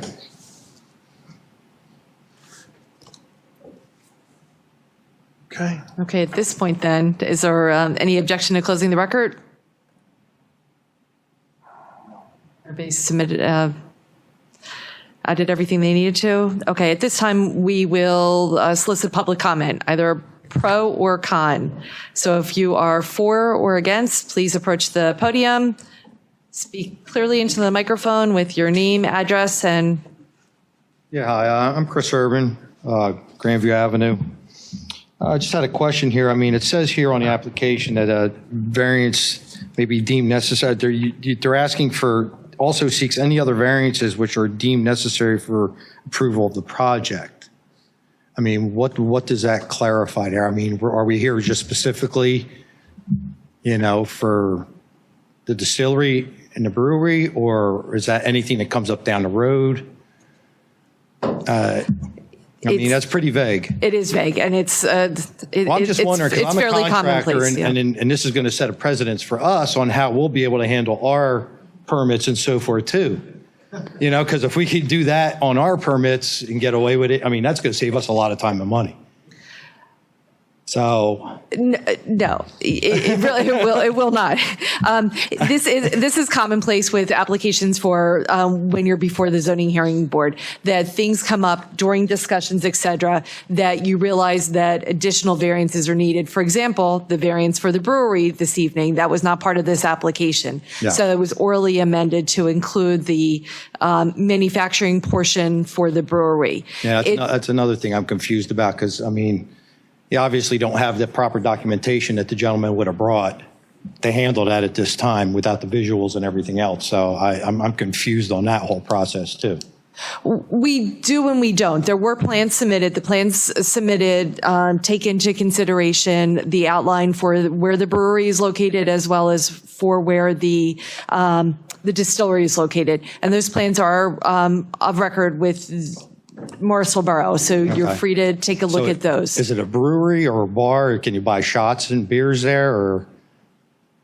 Said it was not a bar. It depends what his license is. So that's going to be, so there are many layers to this. So this really is just I'm very for zoning. confused on this, because I mean, once you put various in there, that opens up a whole new door to a lot of things.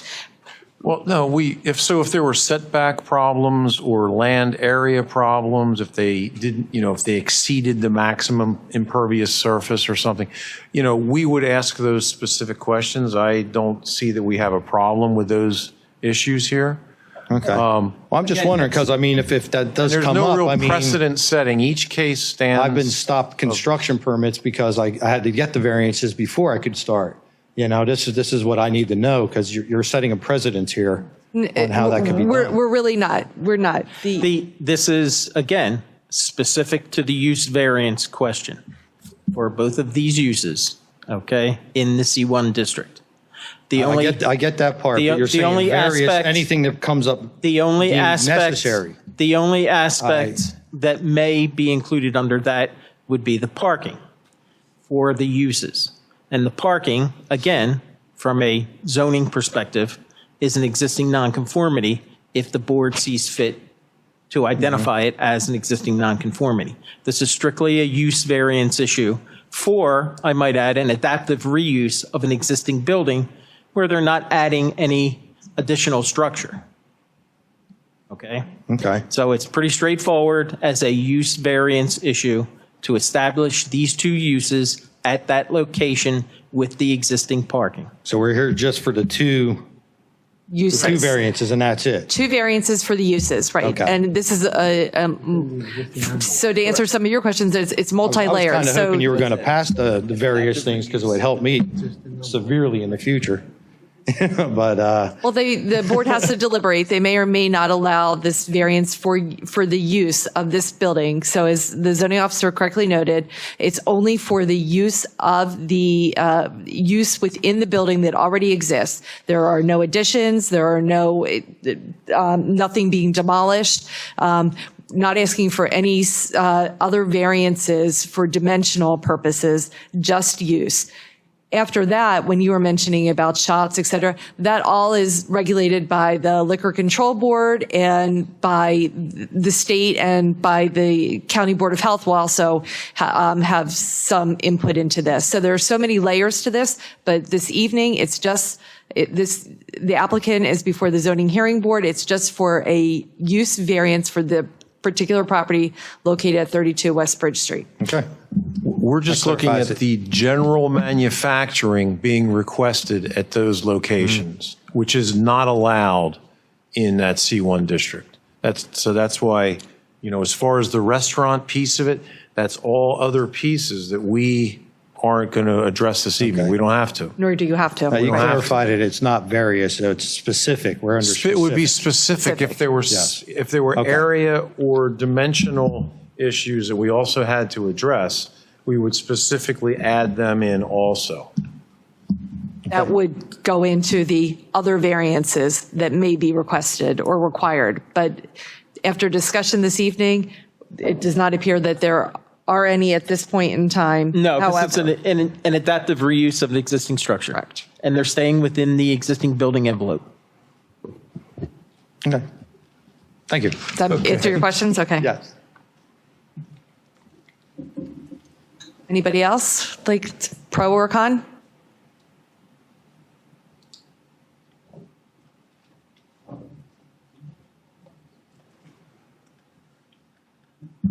Gary Taylor, 405 Hamilton Boulevard. Hello. I'm a little bit at a disadvantage because the plans were not available for the brewery, and I didn't realize that would be up this evening. I walked over downstairs and I got the plans for everything else and looked over them carefully so I could ask proper questions, but not having that puts us a little bit of a disadvantage. And a lot of the answers I felt like we got tonight were, we hope this is going to be, this is what we foresee being, this is what we think is going to happen, but there's not a whole lot specific in a lot of the answers. And I'm not sure how big this thing is going to grow and what the future might be. How many customers are going to have? Well, it might be this is what we think. Our hours will probably be finished at 10 o'clock. I want to go home, on a Saturday evening, but Liquor Control says we can stay up till midnight. So, as you're doing the variance, I'm not sure, does the hours stay at 10 o'clock because that's what happens to be in the application they're making, or does that change? And if they want to go to midnight, that's fine because they already have granted the variance. There are a lot of issues here that I think need to be brought up. For me, most of you know I'm a pastor in town, and the alcohol bringing, I just can't believe we think bringing more alcohol into Morrisville is going to solve our problems and make us a better place. Already have 5 bars. We got a go-go bar with a topless thing. I don't know what type of servers they plan on having here at this place, but folks that usually get attracted to this are the young 20s, young 30s, people without kids. You talk about bringing children, but I don't see children coming to a bar, to a brewery. At least I wouldn't take my kids to a brewery for a meal, especially if you're just going to get a sandwich. It's not a fancy restaurant or something. This is not an Applebee's that happens to have a bar attached to it, where you're going to bring your family and go for a good salad or something. This is a brewery where you're going to come and get alcohol. I'm not sure if they're going to be selling David's Distillery, if you're going to be one of the suppliers to them and they're going to be selling the vodka and the other hard liquors there, or if it's going to be beers that they're doing, their own stuff. If you're selling hard stuff there, of course they're going to be drinking it there. That'll make a difference on maybe the alcohol level of people visiting that place. You ask about noise and parking and so forth. If it's a typical restaurant, you're going to get people go out, they're going to stay. I mean, when I go to a restaurant, if Applebee's closes at 10 o'clock, and I show up at 9:45, they're still going to take me as a customer. And I'll be there for an hour and 15 minutes eating my meal. So I'll leave the place a lot later than what the posted hours are that they close at. If they close at 10 o'clock, I might be leaving at 11 o'clock, or 9 o'clock, I might be leaving at 10 o'clock. So I think the hours that people might be leaving these establishments might be a good bit later than the established hours that they actually technically close, which is a concern to me. I think it's ironic that this Saturday we're having our march with all the churches through the town in a drug and alcohol and addictions awareness march. And yet we're looking at bringing more alcohol and so forth into the community. It just doesn't make sense to me. They can come across to our church. We've got 2 addiction recovery programs on evenings they can go to, and all the churches do, because this is a difficult problem. I'm not saying that's going to stop you from saying they can come, but I think if we're making a variance change, this is going to bring more establishments where people can get alcohol, hard liquor, and other things into the town. I think we need to consider the moral and effect on people. Most of you, I'm assuming you're aware, if you've looked at the plans that are there, that the church owns the property next to that. And so now we're putting a brewery next to the church property, where our hopes were to build a youth center. To be honest with you, I've been trying since 2009 to secure this piece of property. I tried to secure it from the prior tenant, from Sterling, from Lehigh Rubber. I talked to Dave Humphrey. I've been on, and finally it came back in 2014, an email. He says, well, I'm going to give it to I was looking for him to almost give it to us because the property was not worth a whole lot. And we had all the parking because we bought that property. So we had the parking, we could put conforming uses in there and use the property in a proper manner. It's approved for a youth center, it's approved for a bunch of stuff. Our goal was to put some sort of a business there which could pay the taxes for the building and also support the youth center with an income so we could continue to do there. Since they would not sell it to the property, and I've been in Bob White's office 8 times trying to, after I found out I went to him 8 times, I gave him 2 letters of intent to purchase. Nothing happened. He wouldn't talk to us. He talked to us, but he wouldn't allow us to put an offer or anything. We finally went down and bought the Italian American Club. Actually, I bought it. And we have and you folks allowed the youth center down there. But that's always been considered a temporary location. We realized being in the church, we couldn't get big enough to go where we needed to go. So we went down there in the hopes of, again, building our youth center across the street in that vacant lot. And this would have been a good place for us to, again, have additional parking and be able to put a conforming use at. I do have a lot of questions provided if you're going to go through with this kind of a thing, in spite of the fact that we could have done something, I think, much better for the community with that property.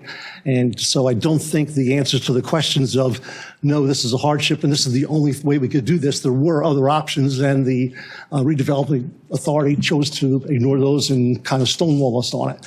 In fact, the last time I saw him, Bob White said, "Oh, I just sold it for somebody for $100,000. If you want to buy it, you can buy it for $300,000 off of them." That was his reaction to me in trying to buy the place. 100,000, a little less, we could have done it, and we're capable. You know, I've done a lot of things around town, especially the Italian American Club. We're capable of handling that. Hope to put a green roof in it, make it a green building kind of thing. And but I think they wanted not to go for this variance early on, when they should have, because they wanted to gain the momentum and maybe almost force our hand in this way. It's so far along, and I'll probably get crucified on Facebook tomorrow if this would stop. But I just think that they were playing their hand.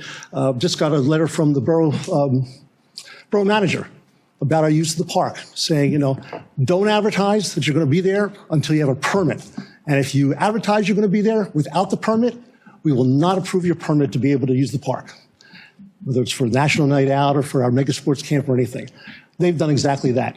For a year, going back to last June, they had the sign on the side of the building, which is how I found out about it. And so that's when I went down to Bob White's. I already got rid of the building. It's still not, it's still in, I checked with the Board of Assessors, it's still on their rolls under their name, probably because they don't get it till after they make the changes. We frankly won't be able to rent that space for the type of things we would like to put in there, because they've gone to a retailer looking at making a lot of money there.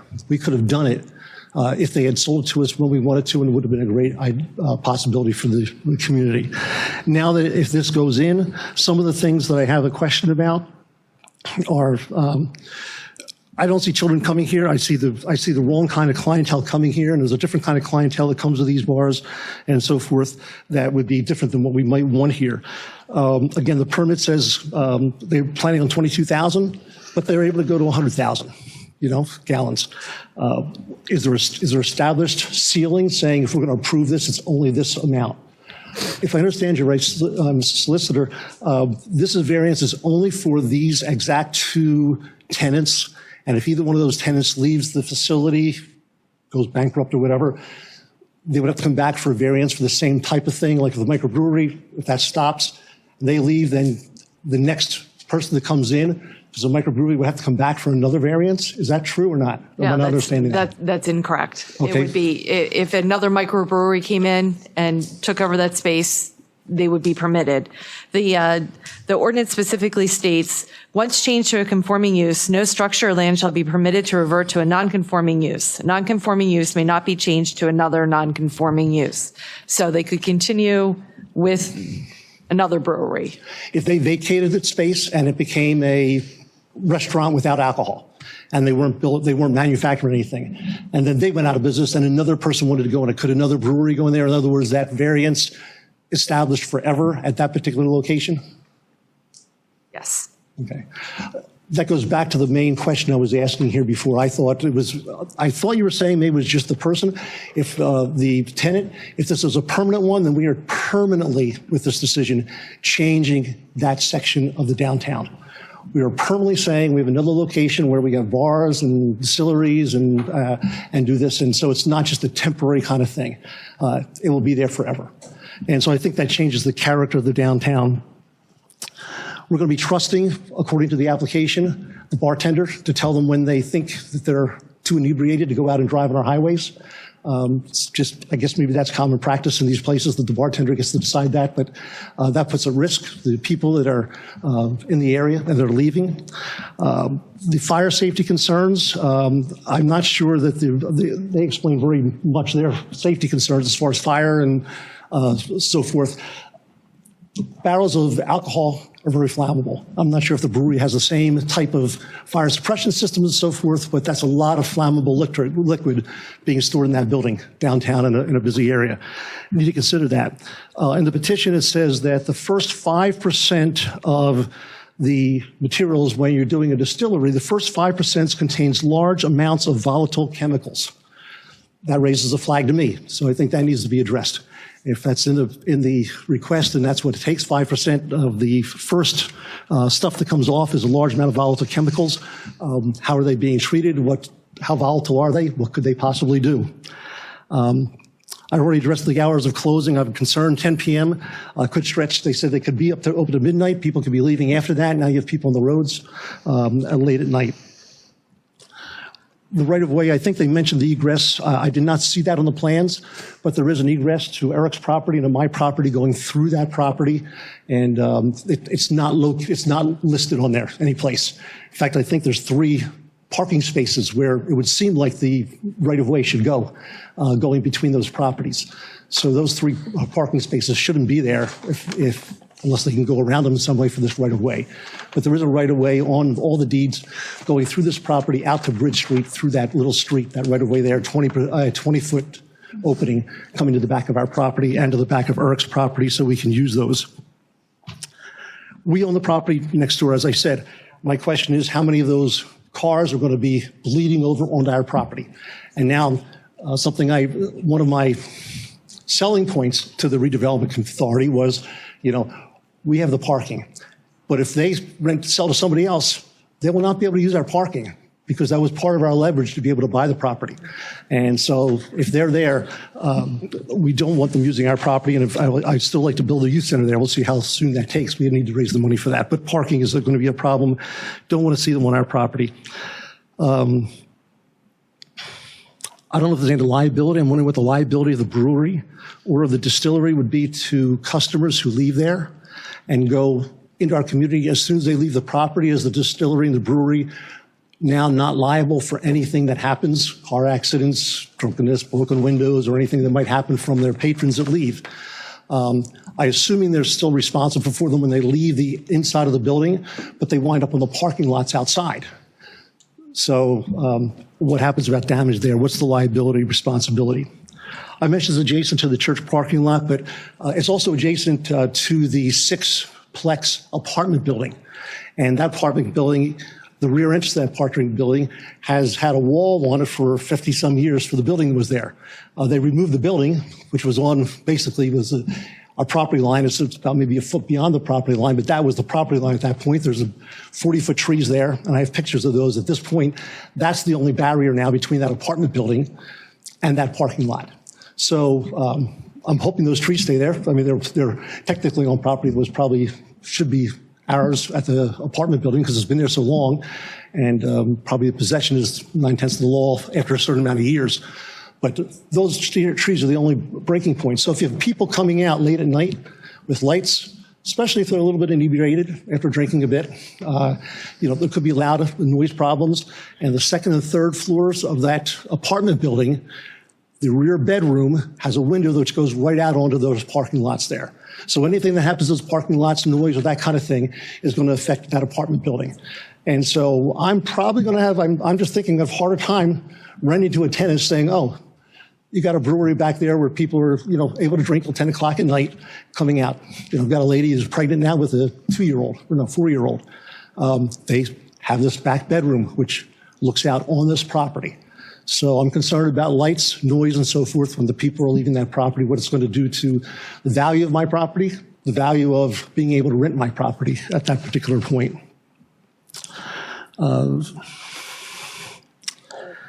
They talk about expansion. I understand you're getting old. We all are. We don't do as much work when we get old. But if the distillery has been approved for this location, and he decides, well, I'm going to have another distillery, and you're saying another distillery could come in there. Could that distillery take over the other 2 slots in the building and expand in that way? Maybe the next guy that comes in after this gentleman retires and goes to his house in Florida or whatever, maybe they want to do 100,000 gallons a year. Do they have the ability to do that 100,000 gallons a year if we give that approval? And with that approval, how many people are going to be coming to taste their alcohol on location? And now where are they going to go? Are they going to be, he wants to go home early, but will they be home? Will they be going out earlier? So will the hours expand and the customer base expand for both of these? And I'm sure they want to grow. Every one of us wants to grow our business or our particular organization.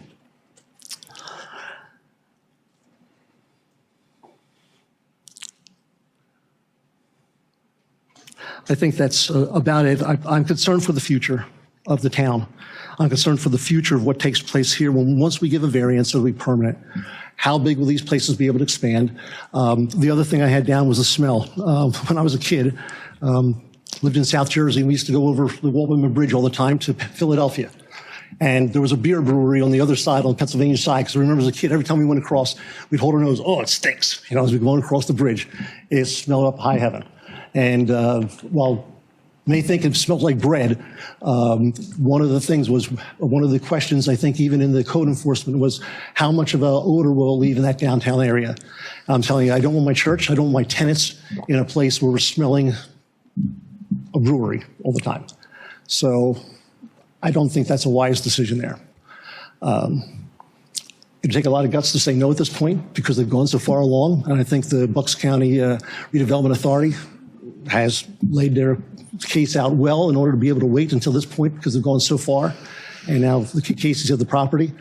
But I think that's, in my opinion, that would be the best decision. Put a restaurant there, that's fine. They're leaving at 9 o'clock. Don't have to worry about inebriation. Don't have to bring more alcohol into town.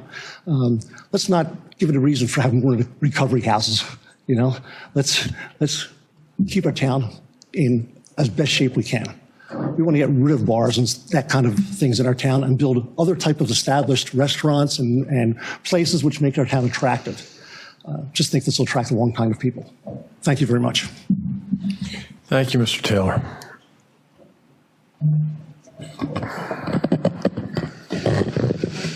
Eric.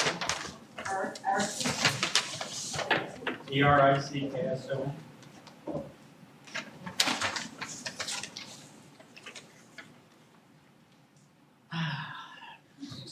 Hello. I'm in a little bit of a spot here because I'm friends with Gary and I'm friends with Chris. And I respect both of them greatly.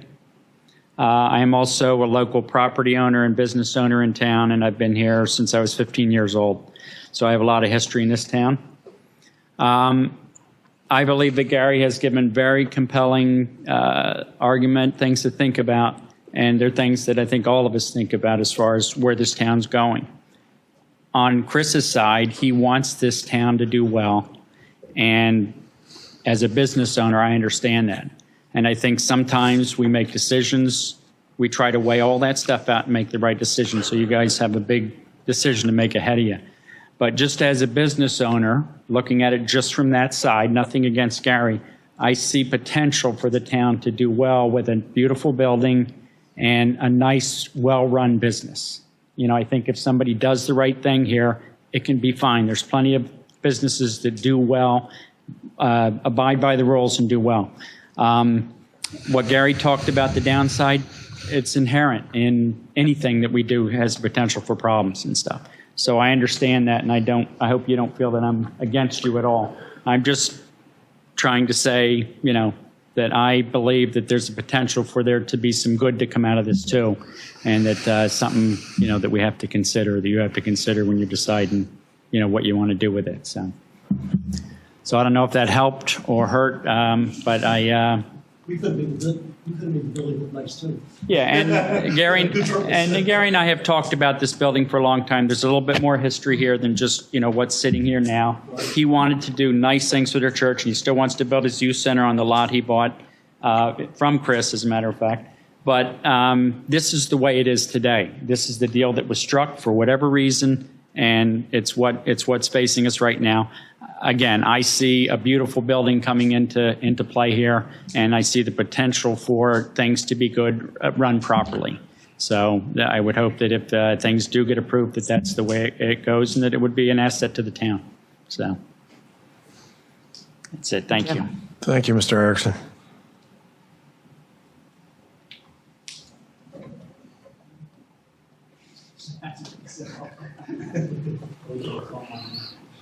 Good evening. Norman Jobs. It's J-O-B as in boy, E-S, 338 Hillcrest.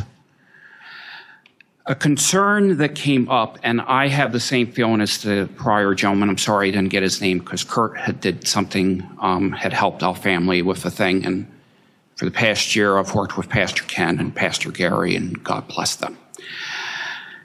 In this past year, I've had a situation of some limitations.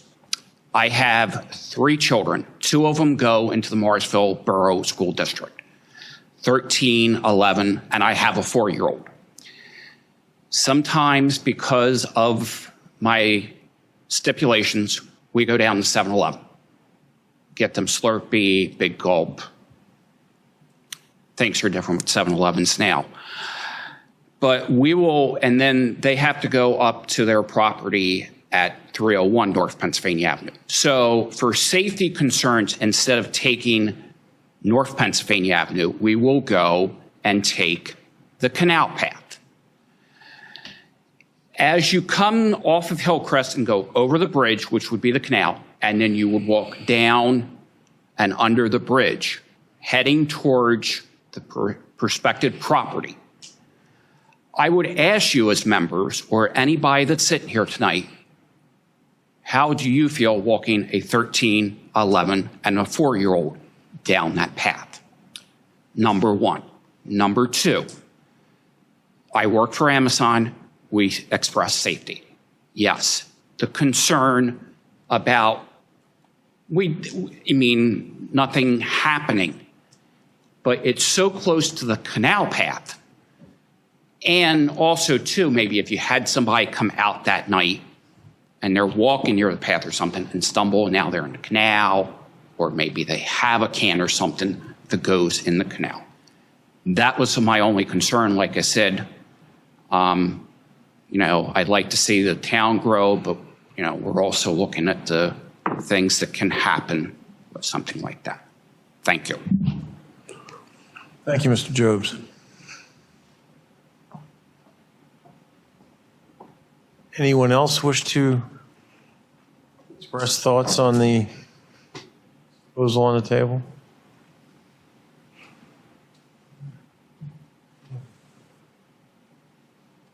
Well, I guess with that.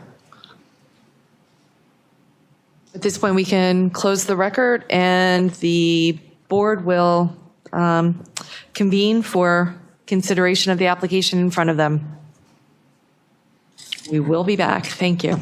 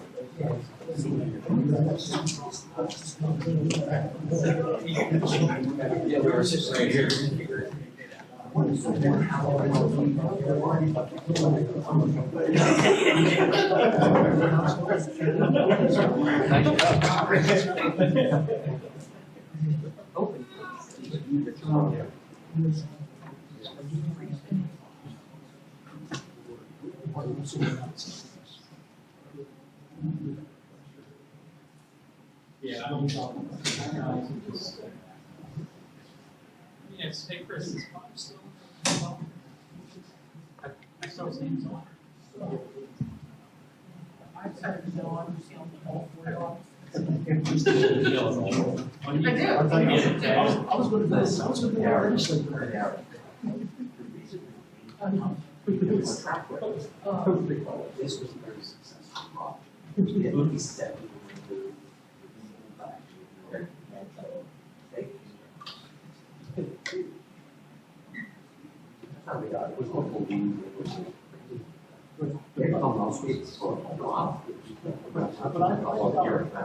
I've done something else, but I'm not as good as you guys.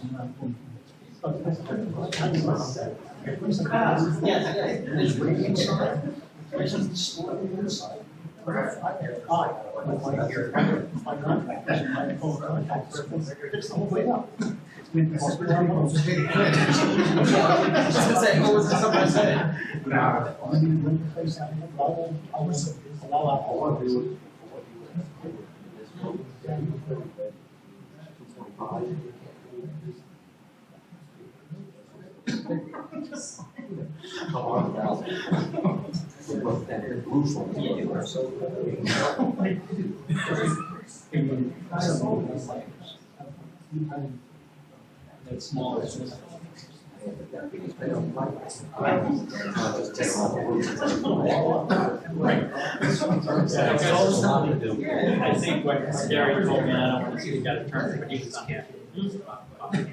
It's quite good. I can't speak to that. I can't speak to it. It was not like property. It's not, like I said, it's done. I don't know, I could resolve it in every shape. Which is unbelievable. To me, I think they're funding elimination, and they're funding. And if a local town person does that kind of work, and has a system, I'm not stupid. A lot of houses like you have in town. We have they're not as big a project. I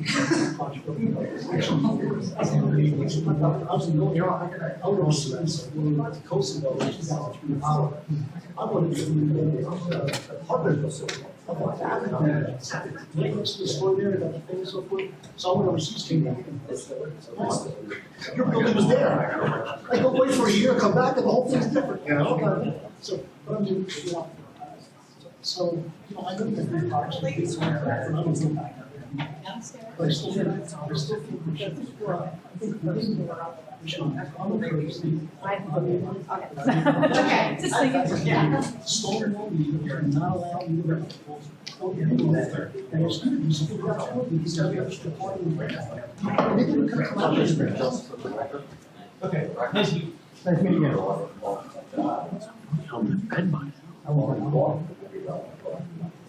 So you need to. I had no idea either. I thought it was just.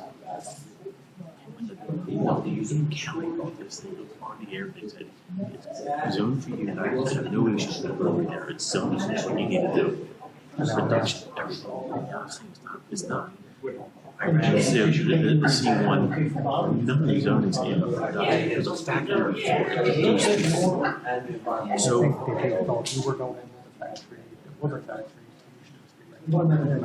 That's what the even the counties, even the county commissioners and all the planners, everyone, we had that thing here last year with all that stuff.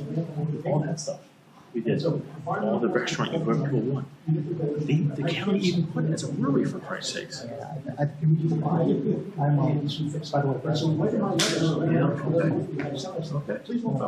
Well, that's what caused it. I'm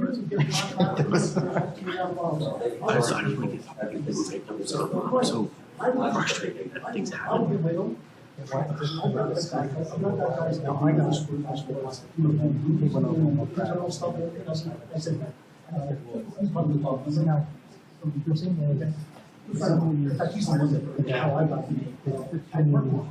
So we've got contacts with how many documents you have, how many doors. Right. You know, I mean, it is what it is. So, you know, I told Chief up to this. I think she wanted to do some other things like I'll sign directly above the other ones. Yeah. but it's just, I mean, things moving, and we're ordering equipment, and I want progress. We get things moving along, that's all I do. No,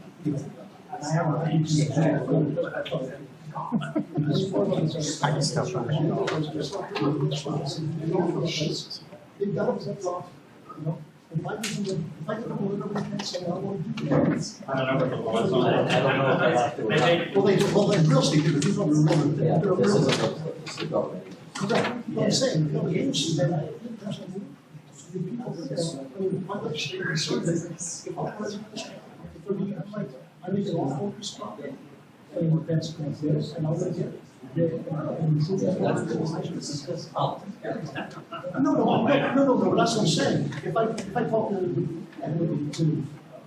McNally or, to everyone, I mean, those are the guys that are supposed to go in the competition. Those are the guys that are going to sit with the she said, hey, if you don't have the state that also wants to do this, she said, it's don't do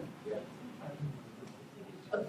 I've done that once. I had a house, my father, now moved to Vietnam, World War II then. And they bought 2,000 World War II on the house in Lebanon. Off of Lebanon, $9,900. He bought it. He sold it to a bar. I'm going to it for $1 plus $1. I lived in it for the next 35 years. We moved back here, and that's excellent. I didn't even realize that. There was some sort of deal, and they sold it to a guy that was involved in Christian. And he wasn't able to keep it. Got through the first. And so they were fixing up and stuff. And so they were out of there. And I said, you know what? I don't want you to fix it because I can fix it. And I want to fix it because my family wants it. My wife's going to cheat on the first 5 years. I want this place. I called my legislator. That's why. They all in the place like that. I still got the deeds from Lebanon. There's politics. He didn't know. No, it happened to him. I just told him about it. He said he didn't. You know what? They offered it to me before when I was marked. George Blake and said, "We got the drug example." He said, "Come in, buy, make your guys behind us taxes, get it." And you know, I'm in the mode of selling one, not really. Although once I get the sniff of it, you know. So I kind of sat back a little bit like this. Next thing you know, boom. 170. So anyway, 11,000 square foot. He got it. We're trying to have it in our house. So when my wife's stores, that's what we first started. So you're up on out of the wall. Yes. But it's my father. I don't know if you want to. We have dancing this flag, and then John, my 31-year-old, actually, 12 years old. He's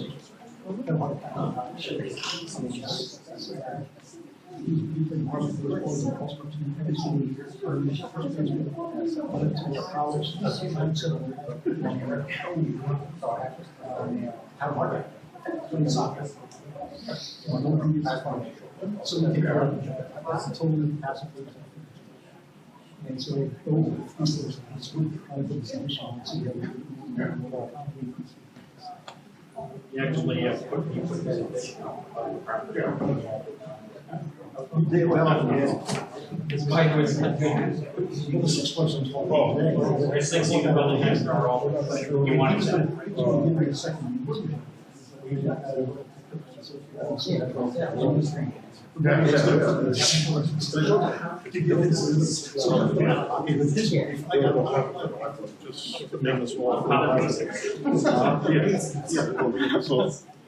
All through.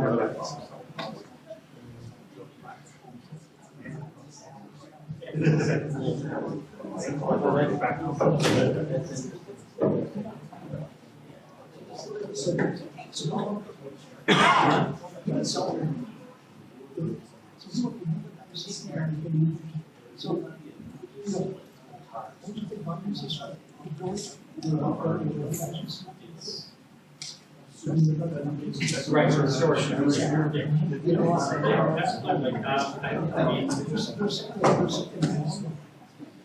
mean, there's something wrong with We were going to shut it down. See if we can get it. I don't want to turn traffic. I don't want to turn traffic. Right. But Chris had said something that let's talk about it. Well, there are people like that out there.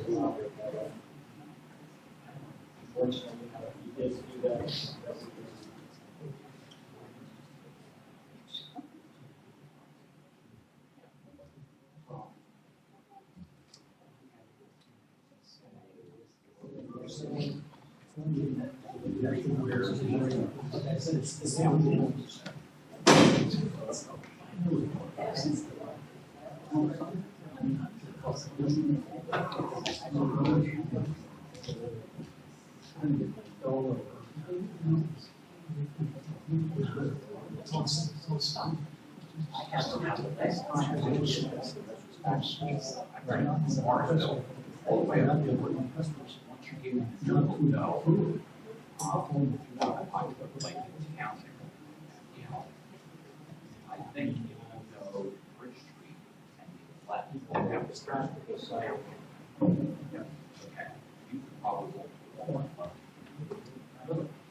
Maybe this canal path starts first and goes all the way up.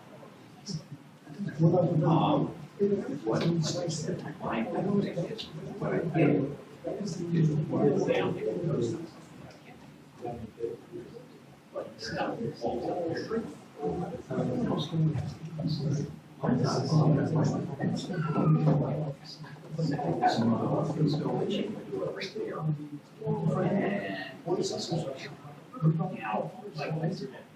he said, "Why?"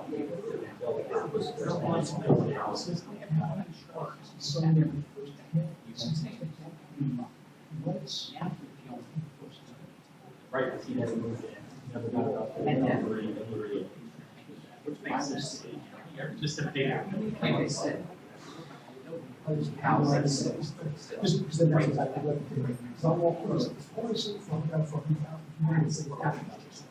Yeah, it's just right there.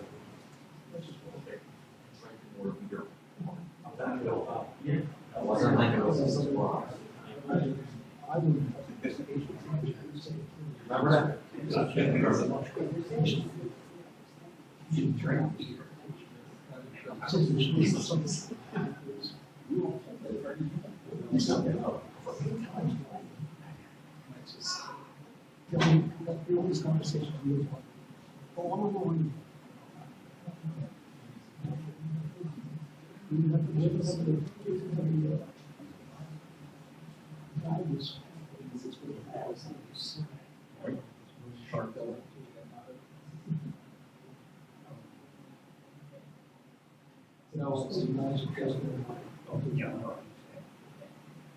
So when you have time, you know, the scenes and then over at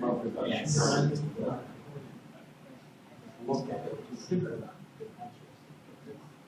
We got sold five. That's what's called an existing non-conforming. I would like to have it, probably not. It's there, it's established. I really would like to do something. Layer. More than one. Top one is allowed to exist in this country.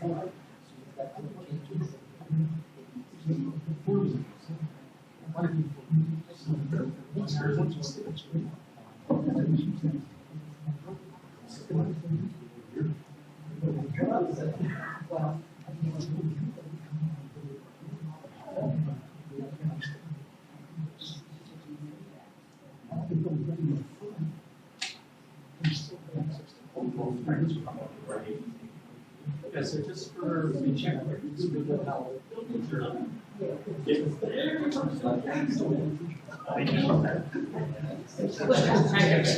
for the heck of it.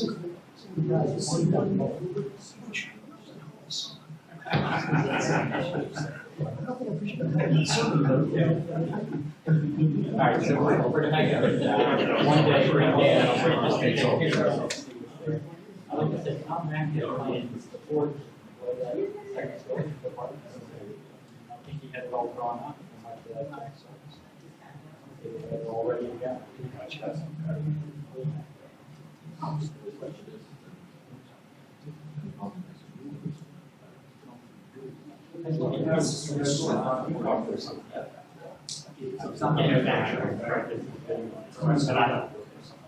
I just, it's next.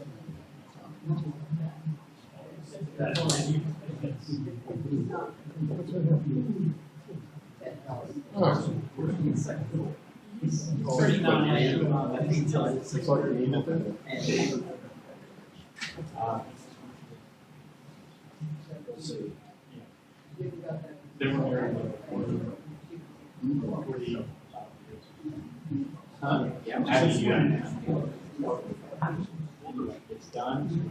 Now it's like at some point. He did say he bought that for his kids.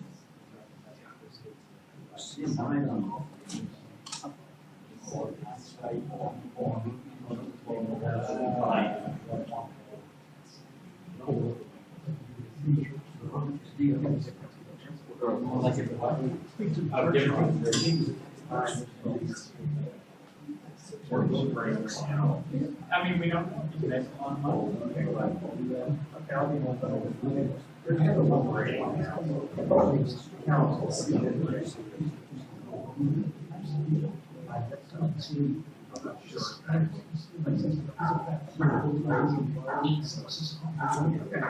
yeah.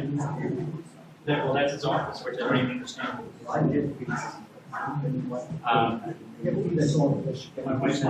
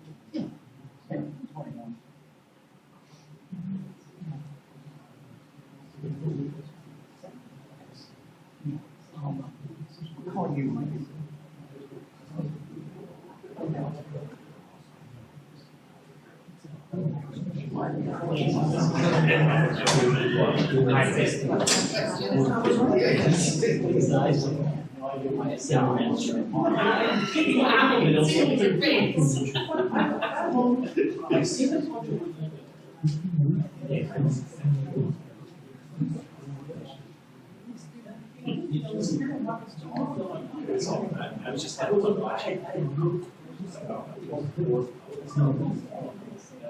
Clearly, everything got going. There's the chop.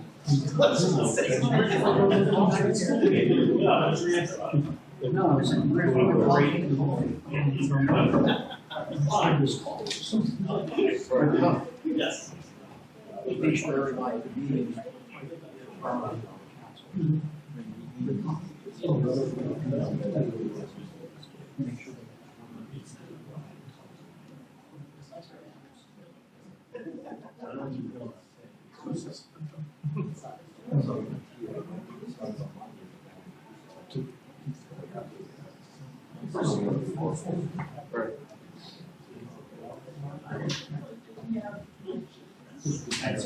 And actually, the reason. And I thought I was looking at away with it. You're next. I'm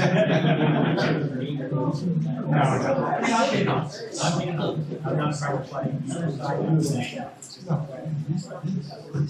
No, I don't know if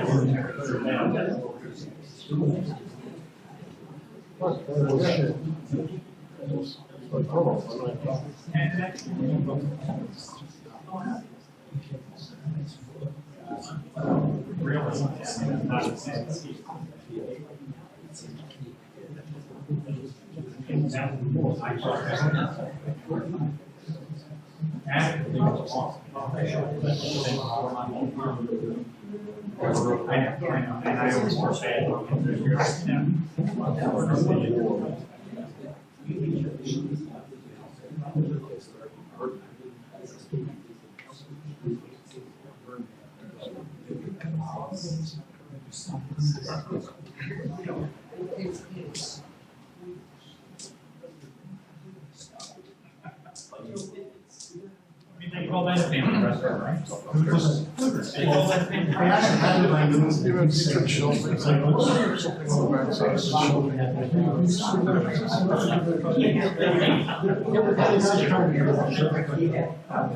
I'm sorry, I lost in my mind, you know.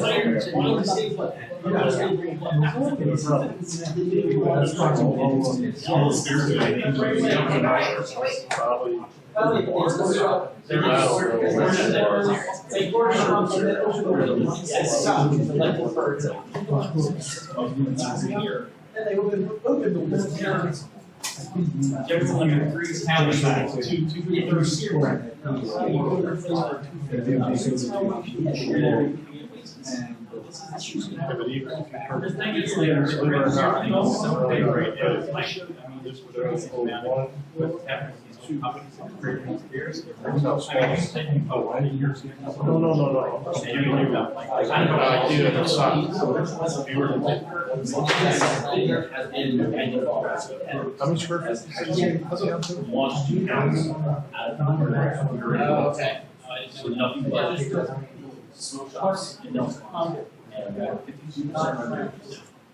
Minimum how many occupants?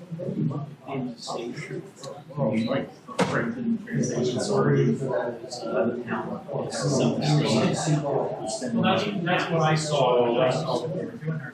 Almost 300. Wow. For all nice people. You know. Well, it's once in a while. so it's half. And outside county. Well,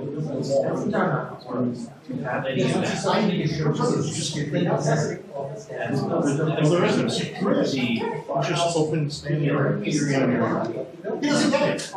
It's not like you said, it hasn't worked. Yes, We got a whole room where we're trying to have it. Yes, we do. So we've got a building, we've got a probably, I think maybe we're not, our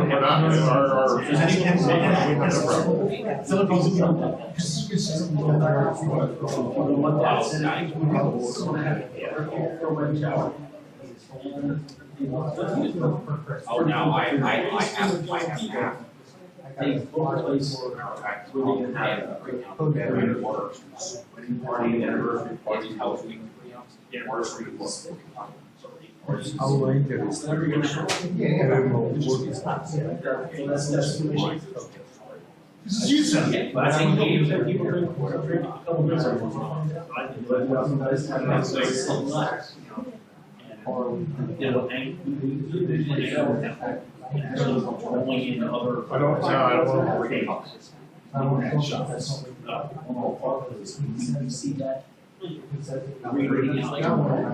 Like that, people saying, she envisions it as a smart.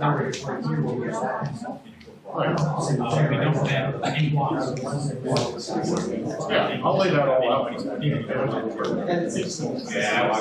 That's why this is why this is the area right there.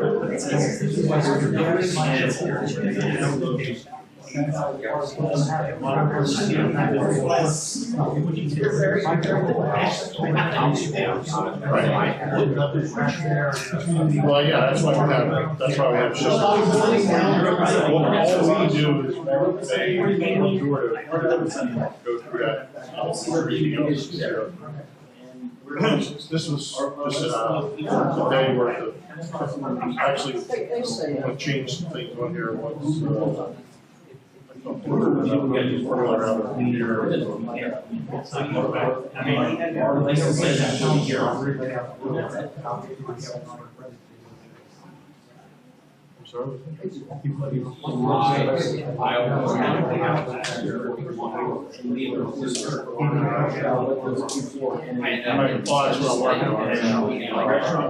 trying to get a stand up.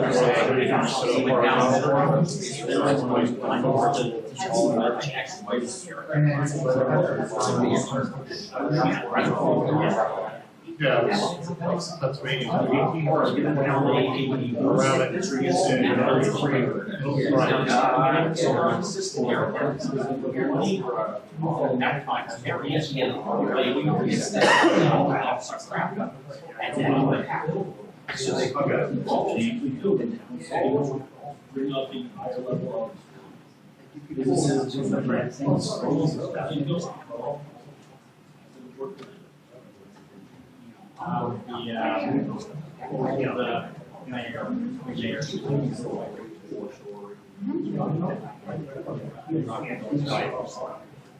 My mom back home,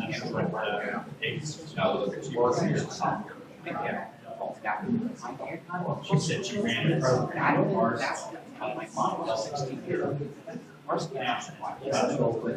She said, talking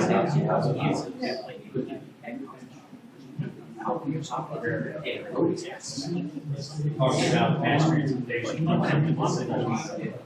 all those little things.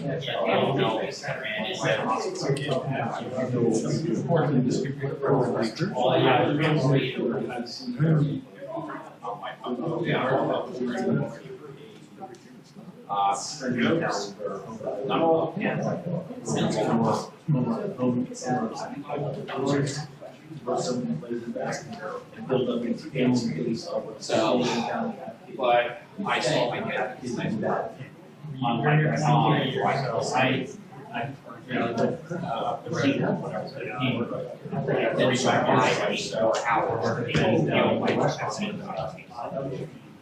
That's why I've never been.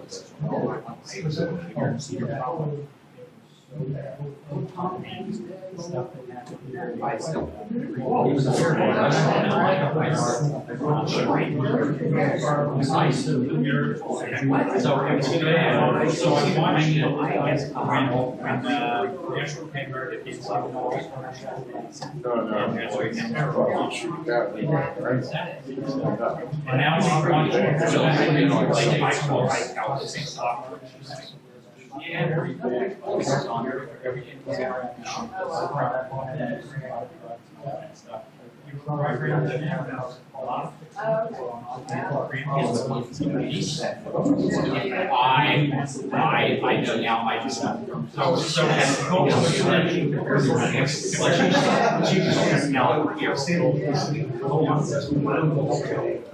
yeah, I did not work big projects.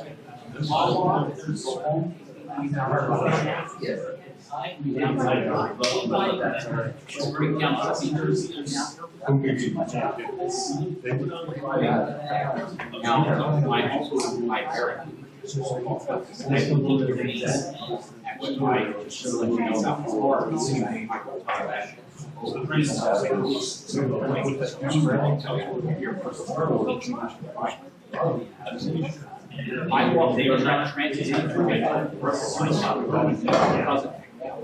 The highest bid. First time street. And so they can that's three their business got those original start finally over and each state is going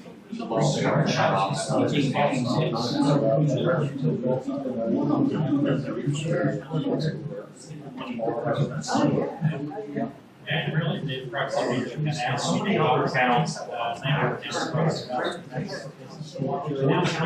just on the canal, and then you're always trying to get traffic. I mean, I know,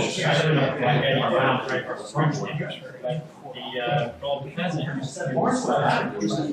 the canal. So people stop and sit and give them money. It's beautiful pastries, they have several trees, coffee. Distillery? Yes. I'm actually neighbors in Perth as well.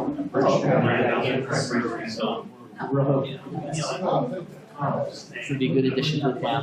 Oh, there's a lot of traffic.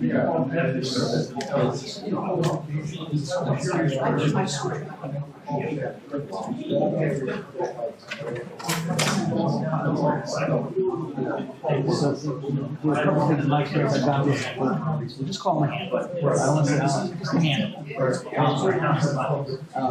when I walk in, that doesn't say. Actually, it's in Maine outside. My wife and I went from right up the coast towards Portland. It's on a brewery with the distillery in the same building. And it was a gin. So we went to the brewery, we grabbed lunch. It was a nice thing to do, and it's not like we planned to go there, we just found it. It's right on the river, and people are just gonna find it. So, you know, well,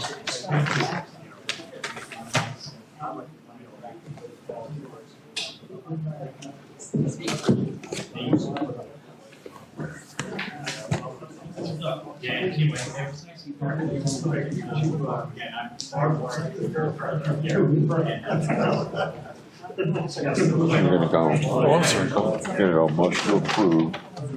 Well, I'll just ask, I mean, I'll make it either approve or deny, really. I'm sorry. So you go motion to approve, I'll go approve. Yeah, I'll go approve. And then, Oh, and then I'll second it, and then I'll just say all in favor, and it'll be aye. okay. Oops, I'm sorry. CC? No, that's you. We've used CC.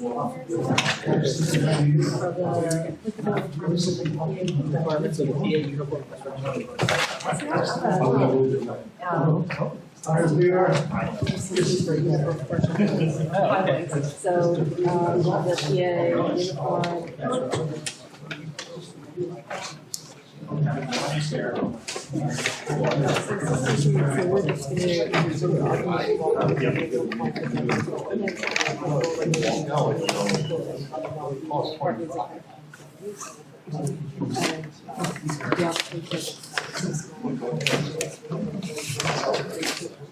Working on me. Let me get this.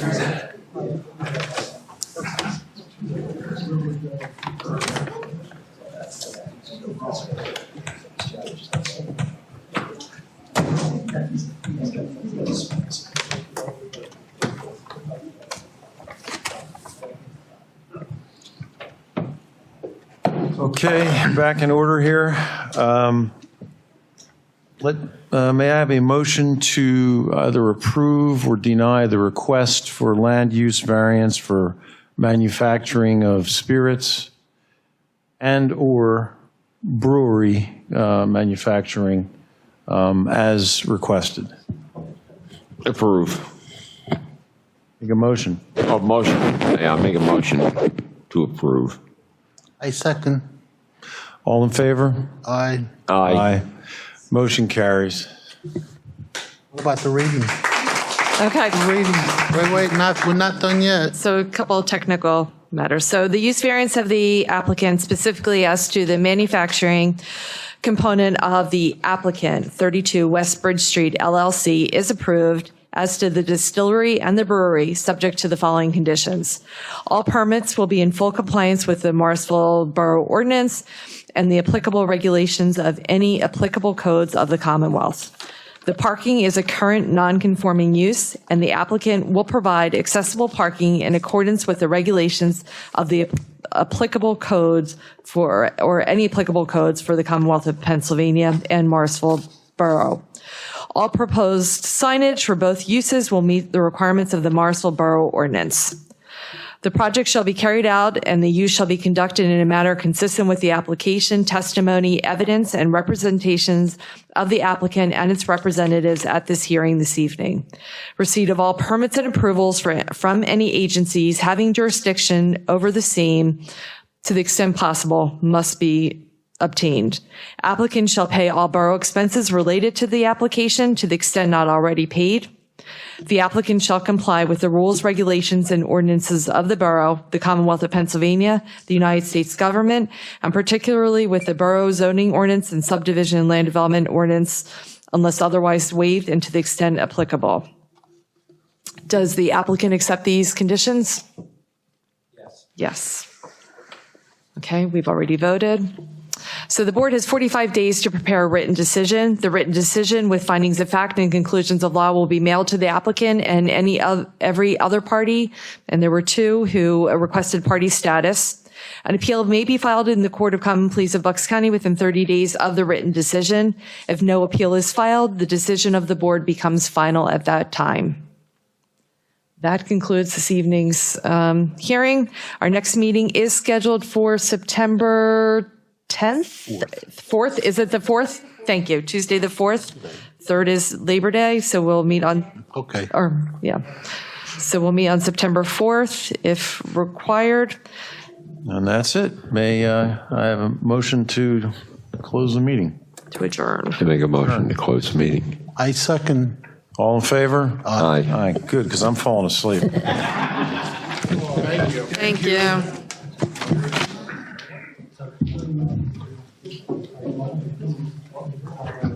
It's freezing.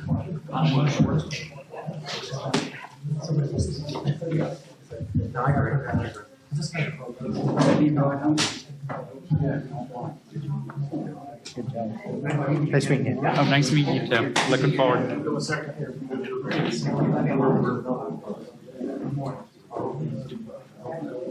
Hey, Lorraine, let's go downstairs and might as well start and get ready. I might as well get ready for tomorrow. I look okay.